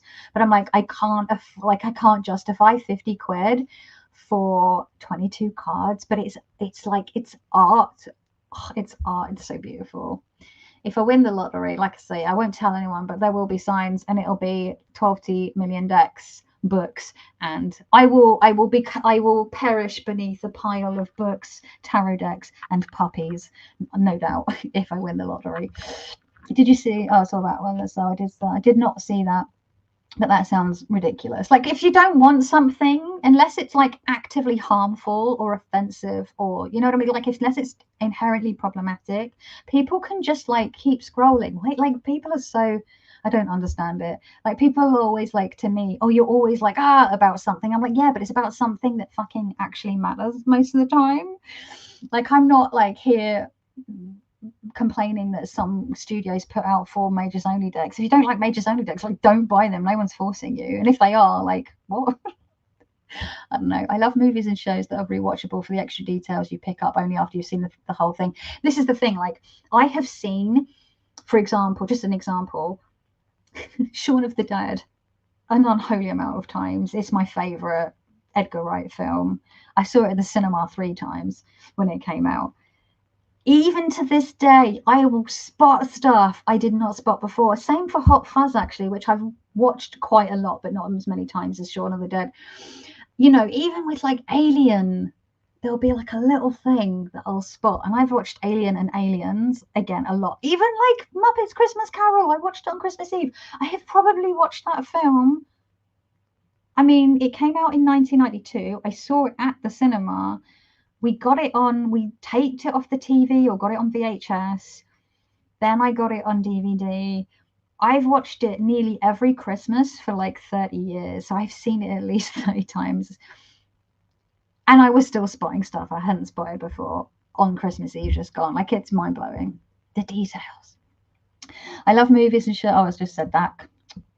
Sorry, Benny, I've decided we cannot accept this. If I can know who Billie Eilish is, then they can name Madonna. Right, Robin? This is the thing, like, I'm out here listening to, like, Billie Eilish. I'm listening to, like, Lil Nas X. I'm listening to Måneskin. I'm listening to, like, current young bands and musicians. So, you know, I have very few majors only decks, and I really like using them. That's the thing, though, right? Because you can just take your trumps out of your any deck, and you've got a majors only, so it's not so much like a problem, I guess. But it's nice sometimes to have a fancy majors only. I like just reading a major card, especially. Yes, see, Tirage en Croix is great for majors only. Have you ever done a video on how to use majors only? I have a few majors only decks. I don't really know how to use them. I haven't. Okay, that's true, because I only have one majors only. But like I said, if you take the majors out, then you've got a majors only. Majors only? Question mark. Yeah. So I mean, this is the thing. I always think, like, when I'm talking about like doing reading, what's called demo readings, for example, or showing people how to do certain spreads or how to use majors only decks, for example. I'm always also, it's not just those other things that I mentioned, but also I always see there are channels that I feel do it so well that me adding my voice to it and making a video about it is just not going to add anything to the tarot community. Like, you know, someone like Marilyn from Tarot Clarity, for example, gives a really, I think she has one of the only English speaking, like English language tirage en croix demonstration videos, because understandably 99% of them are, I mean, I'm probably, you know, actual statistics I don't know, but like 99% of them are French for obvious reasons. It's a French reading in a French system, in a French style. So you know, her, and she, you know, Marilyn has been reading since this like late 60s, early 70s. She's, I mean, this woman has serious tarot game. She knows what she's talking about. And I'm like, who am I to get on my little crummy channel and be like, so let me show you how to show you some majors. So usually what I do, like when I did my Tarot de Marseille resources video, you know, Marilyn's example readings was, her channel was one of the channels that I was very like, go watch her. I mean, Vincent Petici has got some great demos. Tom Benjamin's doing some great videos on how he works. He's mostly been doing it with like narrative sort of Smith Wavy decks at the moment, but he's got plenty of demos where he's done it with Tarot de Marseille or Pippi decks as well. So I'm like, what am I adding to conversation other than just a more sort of shit version of something someone's done a really good job of? But you know, I'll take it under advisement. Shaun of the Dead is a great film. I read them the same way as any other cards, not sure I understand, not knowing how to use them. If you can read cards, you can read which other cards come up. What was that about, the majors or the Lenormand cards? Gesundheit, mein Liebchen. Gesundheit. Oh, boo boo. Little sneezy puppy. You're still learning. Gesundheit. My God. Oh, someone's got the sneezums. Oh, look at that face. Proper like gnarly sneezy face. Boo boo, you okay? Why don't you go have some water? Go have some water. That always helps. So, oh my God, I'm going to have to wrap this up because I've been on for blimping ages. I don't even know how you're all here. There's still loads of people in the chat. You're all weird. I love you, but you're all weird. I'm too lazy to do it. They have to be separated already. Yeah, do you know what though? Like, because that's true, Tony, because I have a couple of Marseilles that I still have, I keep separate, like my Wandering Oracle Marseilles, mostly my Marshmallow and my the Marshmallow and the Serene, like most of last year and the year before, I just kept separately because it was driving me bananas having to separate them. So I would just do that. I don't have any majors decks because I was just separating majors and full deck for a majors reading. Yeah. So yeah. Meow, meow, meow, meow. Lol, face red, droopy eyes. Huh? I don't understand why they are complaining. Do they go to the hardware store and complain what they're carrying? Why in the world are complaining about? I don't know. People are weird, isn't it? People, if people can complain about something, they will. And don't get me wrong, I love a bitch and a moan, but sometimes people just need to like pipe the fuck down, because it's just you know, when people just feel the need to comment something nasty under a video, like, you could have just scrolled on. And like, unless it's a fascist posting something nasty, like fill your boots because fuck fascists, punch Nazis. But like, but you know what I mean? Like just a random everyday, like I've had some of the comments that I've had on my videos over the year. I'm like, baby, you okay? Like you felt the need to like hate watch thumbs down, thanks for the engagement, I guess, and then comment, thanks for the engagement again, I guess. But like, this says more about you than it does about me. But okay, I feel like it's people are weird. People are weird, and not weird in that like fun, haha, people are weird way. Like, people are just weird in a like slightly scary, unhinged way a lot of the time. I stopped learning new artists when they stopped CDs and shops went into streaming. Nope, but that was pretty much the end of music for me. I no longer have the exposure to keep up. Oh, babe, just get on Spotify and put it on random. Just feel up and coming. There's some great artists out there. Love me some Billie Eilish. I love Lil Nas X so much. I love him so much. I love Måneskin. The whole band would get it. Oh my god, that band. And they're so talented. Such good musicians. Oh my god. I only have 2, RM Place and Il Meneghello. Beautiful. I bet they're beautiful though. I'm also curious about Major Sony. I don't know what I'd use it for, so I had a video about that. I definitely watch it. That's good to know. It's funny, right? Because I was saying that I'm really Marseille Pippi type person, and then like from sort of summer last year onwards, I really got into like more Smith-Waite and narrative decks for the most part, and that's how I've been pulling. And I think I mentioned this before. The reason for that is probably because I was doing more like daily readings, and I feel like, and I would pull 1 card where usually with Marseille I would pull 3. And I thought, let's just try this 1 card a day thing again, like everyone recommends, or give it a go, because I've never really found it useful. Let's just try it.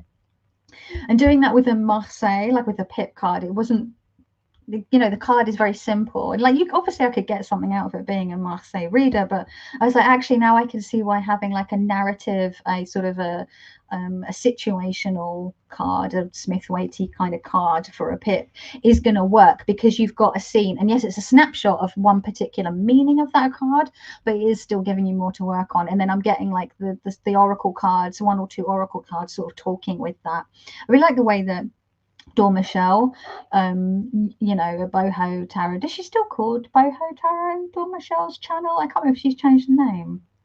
Anyway, I really like the way that she uses her oracle cards, and it was actually watching a lot of her videos last year that made me go, yeah, let's do this more oracle thing. Like, I was watching a bunch of her stuff, like how she reads her combos at the beginning of last year and through into the spring, and I was like, let's give it a go. Because I've always sort of been like, I don't really do oracles, you know. I often like sort of have been a bit narky about a lot of those sort of mass market Hay House kind of, often very, let's be honest, problematic and appropriative kind of decks that are just, yeah. And there's some of these decks are still being put out, and I'm like, can we just not? It is getting better, but not quickly enough in my opinion. But yeah, and I'm just like, I don't either know. I've said it 100 times probably at this point, you know, like the fairy giving a unicorn a bath, and the word at the bottom is like majestic, and I'm like, what do I do with this? What do I do with a picture of a unicorn being bathed by a fairy and the word majestic? I don't know. But you know, there are other oracle decks are available, and I found that the oracle decks that I'm drawn to are either they have their own system, or you can kind of create a system around them, or they're so open to be like really expansive, like the Empty Cup Oracle, for example. I feel like they have to be at either end of the spectrum for me to like them. They either have to be like so open your brain would fall out, or like really like have a system, like Wild Unknown Archetypes, for example, which Literary Witches kind of has a bit of a system where you've got the 2 different sections, right? You've got the writers, and you've got the item cards. So yeah, I've been I'm trying to be less of a twat about oracles and actually try a few more out. I never saw the Facebook feed. The whole idea is just so, but doesn't all benefit from having a variety of things. Yes, agreed. I do have an interesting book that uses a Majors Only reading, dealing out all 22 cards in a Wheel of Destiny, and then each chapter is the meaning of the 22 majors in that position in the spread. Oh, that sounds quite interesting. It's very complicated. It does sound complicated, though. You're right. Complicated, but interesting. The vinyl is back, Robin. Yes, Simon, you're right. Do you know what, though? I've even heard people in their early 30s calling records vinyls. Not even vinyl, vinyls. And I know language changes, but part of I'm like this, going, someone went, oh, I bought a load of vinyls the other day. And I'm like, ooh. And I know I just got to let it go because language changes. But it just like, actually, I think you'll find that's a record. It doesn't matter. It doesn't matter. Some people call cassettes cassettes. Some people call them tapes. Some people call them cassette tapes. I'm sure that there were people that saw the language around those changing, and then they got, Elvira. The Elvira jumper's gone back on because I'm getting chilly.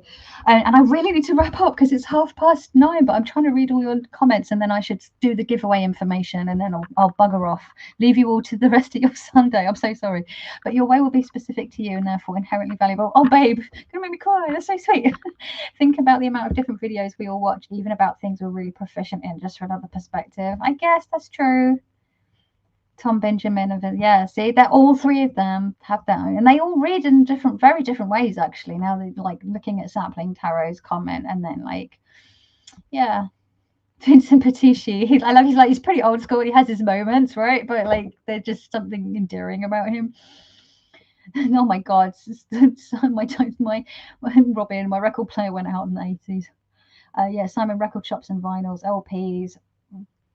Tarot nerds for life. Oh, Anne, hello, babe. Anne Fortner's here. Lovely to see you. Thank you for stopping by, my dear. Some people just need something to complain about. It's a strange life choice. It sure is. I keep my Nellie's deck separated for the opposite side reason. I use it for solitaire all the time. Oh, that's cool. I don't have Nellie's deck yet. I simply cannot imagine having the time or energy to leave shake, right? Like when I see if I'm watching something I don't enjoy, I don't even bother to stop and comment. I just click off and go find something else. Life's too short. And when you're a spooner, you're like, I do not have the energy for this. I'm sorry. I need to find something I enjoy. I need to save my rage for stuff that actually matters. People, I know I have a thing for my Triumph Pip deck. Pip Parade deck from Etsy's, playing cards plus graffiti art mages. Oh, that sounds juicy. People are weird. The only time I do a thumbs down is an accident wearing my reading glasses. That's fair. We can let you off for accidental thumbs downs. I'm just sad to be late to the party. Oh, but we're glad to have you here, though. Every single one of my videos has thumb downs. Oh yeah, mine always have thumbs down, and I always like, because it gives you the option to like take away how many likes or dislikes, and I'm always like, I don't mind if people dislike it, like whatever. I leave it up there for a bit of my own personal, like, fucking what do you call it, what's the word, when I like to check myself before I wreck myself. Like, not all that in a bag of chips, girl. Sometimes, but not always. Bucket list item: pick up a few Ilma Nagello decks from the shop in Milan. Oh yeah, that sounds like a good goal. Good night, my dear. Lovely to see you. I'll chat to you tomorrow. We'll talk Saltburn tomorrow, babe. He's probably gone already. And yeah, I'm about to knock off. So I love your channel. I didn't mean to sound weird. Did you say sound weird? I don't know. Did I miss something? I didn't think you've been sounding weird, Rona, at all. Never thought I'd get into reading pips 5 years ago. Right, same. I started reading pip decks in 2018, and it still blows my mind because I used to go, ew, like, Marseille is so ugly. I would like never read pip decks. How does anyone get any information from those? Ew. And now I'm like, I fucking love Marseille. It's so beautiful. Life is weird. Never thought. So that was what Robin was saying. Some oracles are getting better and more interesting. Yeah, I definitely noticed there's some going to be more past the majestic washcloth.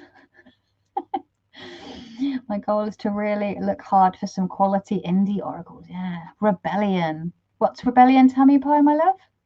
Right. Okay. So the giveaway was like, there's people here that weren't here at the beginning. Just a quick thing, the giveaway. So unfortunately, I'm very sorry, no Tower of the Magical Forest, but we have 5 handmade little a capsule collection, if you will, of items that I made this week, especially just for you lovely folks giveaway, for being absolutely fucking lovely, supportive, whether you have been here for 8 years or 8 hours. Thank you so much. I cannot believe it. I'm like, maybe do I set like a tarot goal this year? Do I try and, I don't usually like pay attention to how many followers I had, but I checked today and I think I have like something like 4,580. Maybe I could see how I can get like another, like, I don't know, 200 subscribers this year. That'd be nice. We'll see. But anyway, oh, serpent vision, just off your yoga mat. Oh my God, you've come off your yoga mat feeling all calm and loosey and relaxed, how I usually feel when I come off a yoga mat anyway. And you're coming to this hyper mad realness. I am very sorry. So yeah, so the items. So we have everything. The lighting is awful. I apologize. There will be photos. There's photos on my community page, a YouTube community page, but you can only show 5 on the community feed. But I've also shared a link to my Instagram, which has 10 photos, more close up, more images of these prizes, so you can get a better idea of the colors and the items up close. So there is a pouch. This is one of my 2-in-1 reversible pouch / spread cloths. So it's 4, right? Because you've got the teal pouch, you open it up, it's a teal spread cloth, okay? And then it's also a starry spread cloth, and then obviously you can fold the pouch in the starry way as well. So that is there. That's that one, and it all matches. It's all made with the teal to sort of match them all up. Then there is the mixed media quilted embroidered notebook cover. It's a reusable notebook cover, so you can put an A5 notebook in here. It's got a ribbon closure, and I've also got a ribbon bookmark in there with a little moon charm, because we're keeping with the stars and the moons. You'll see there's like stars on the notebook cover as well. This is all my, I've painted and stamped and stenciled with all my hand, and this was like a real piece of mixed media art that I've then put appliques and then machine quilted over the top. And then to go inside the book, I've also made a handmade, hand-stitched, some of the items I've even stamped or painted or completely made myself, little inserts or little bits of washi tape or little scraps of paper. There's stuff that I picked up 10 years ago in Amoeba Records, bits of ephemera. It's got all sorts of little tip-ins and little secret bits. That goes into the notebook cover. So obviously you get to use the journal, and then when you've filled it, you can use it. The idea was that you could use it as a tarot journal or just a memento journal or whatever. Just an art. You can art journal into it, do what you want. Once it's yours, isn't it? I'm one of those people, when I give someone something, I'm like, it's yours now, do with it what you will. Even if you don't like it, just give it away, whatever. I'm not precious about the stuff. I gift something in the spirit of giving it, and people can, once it's someone's, it's theirs, isn't it? So yeah, so then obviously that will come like that. And then we've also got a little patch. This is an iron-on patch. You can stitch it on as well to be extra secure. This is you'll have to peel this backing off and iron it on. I will give you instructions on how to do that. And then I've got a little monster, a little anxiety monster or pocket monster, like a little comfort friend that you can keep on your desk or in your pocket, and you can or carry with you, or just sort of, be a little soft, squishy monster friend. These are all one of a kind, unique. No one in the world has any of these. There's a complete limited, just specially created collection. Honestly, everything that I make for my shop and everything, all of them are one of a kind. I deliberately do it that way so everyone has something different, because I guess it's that Aquarian energy that people talk about. So I'm just going to double check the thing. Love the 54321 tarot tag. Thank you so much. I think that was my biggest tarot success of 2023. I was blown away. I am still working my way through the videos, and more videos have gone up in the last week that I've had to add to the watch list. So I feel like I'm going to be watching those videos until at least halfway through this year. I'm not even kidding. I love it though. It's so exciting. It just blew me away. I cannot even believe the response to that. It was amazing. I'm about to get on my before I go to bed. Yeah, I need to unwind. I'm gonna take I'm gonna drink I'm gonna do a soothing, calming blend. I'm gonna get on my acupressure mat, and I'm going to I got earbuds for Christmas from my mum, wireless earbuds, so I can lay down on my mat now and do my breath work and meditation without the cable getting in the way and winding me up, because it's wireless. These are I've had these almost 2 weeks. I'm like, these are, oh, I love them. I love them. And I've just had to charge them today. They've lasted me 2 weeks nearly, one charge. Amazing. Well, that pouch was beautiful. Wow. Okay, everyone just being very kind about the things I made. More monsters. Yeah, but you say that I love the monsters as well, but unfortunately I had to like take a load of the monsters off because they expired. The listings expired because people didn't want them. So that's why I stopped making them. The first batch I made sold out, but then any subsequent ones I put up, no one bought. So I was like, I just let them run their course and then didn't renew them and gave them as gifts to people. We'll see. Maybe I just need to do a better batch. I just need to do better. Good luck for all these amazing jazz. Very nice creations courses. I want to kindly about. Thank you. Okay, so how to enter. I'm really bad at this because I do this once a year and I've still never worked out how do people do giveaways. Just comment down below. What's that joke that someone made? Like, enter me, but it just sounds really rude. Really rude, doesn't it? Enter me. Count me in. Count me in. Comment, count me in down below if you want to enter the giveaway. Because I know, like, sometimes I have friends, tarot friends, like Simon at the Hermit's Cave will sometimes do a giveaway, or some other people that I know will do giveaways, and they say, like, just put a comment down below if you want to enter the giveaway. And a lot of the time I choose not to, because I don't want people to think that, like, say Simon's picked me on purpose, for example, being one of his friends. So I will, like, usually say, just don't join me, don't put me in the draw. So if you don't want to be in the draw, by all means, but I'm happy for people to be in the draw. So put count me in. It can be in all caps. It can have little emojis on it. I don't know, fill your boots. Oh, Paul, hello, my love. Here you are. Lovely to see you. I'm just about to sign off, darling. Happy anniversary, Madame Kelly Bear. Elbow bump face, red heart shape. Drop in to say hi. It's a big American football Sunday, so best wishes. So that's, wow, people have come here instead of watching the football. I am honoured. Count me in. No, sorry, I should count. Oh no, I should say, hang on, I need to be clear. People are putting count me in right now. Hang on. No, not in here, in the comments below the video once it's finished. I should make that so clear. What a banana. Sorry, I'm so sorry, because otherwise I'll have to try and scroll through and it'll be more difficult to do it on the live thing. So once this goes, I'm going very soon, I promise. It will go up. You can just comment underneath, count me in. So hang on, let me just make a list just in case I have missed anyone, in case you'll forget. Hang on, but no one else put that. Put it underneath once I've finished live. Okay, so hang on. Just who have we got? Tarot with J. Apprentice. Benny wants apprentice. Nicole College. But yeah, no, because it'll be easier for me to do it on the, because then, you know, it's static. I can just, you know what I mean. You know what I mean, right? It's easier. So he rose. I'm having to like abbreviate all of your names. Creative. Intentions. Peak flow. Keith, you're still here, my love.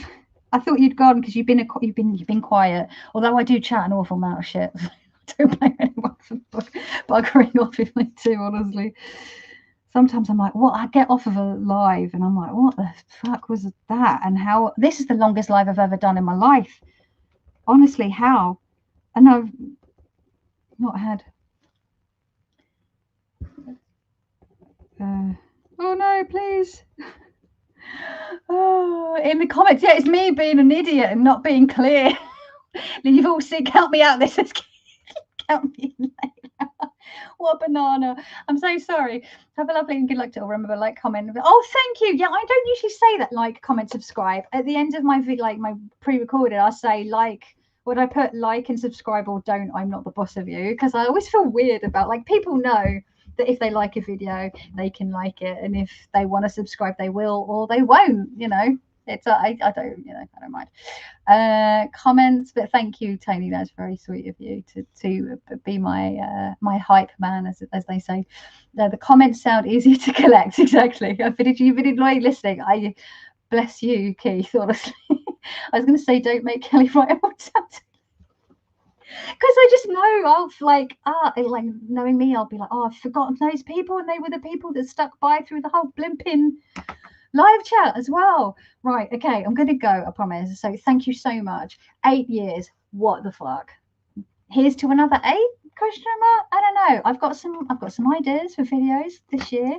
I have to get my courage up to make some of those. And yeah, I'm excited to see what other hashtags we see other people create. I'm excited to carry on watching the 54321 tarot replies, which like I said, I'm working my way through at a steady pace. I'm excited to see what new tarot decks and oracle decks come out, and I'm just excited. It's a new year, and here's to all of you for being awesome source. Give yourselves a pat on the back, or I don't know, toast yourselves for being awesome source. And yeah, I will see you in the next one. Much love. Ciao.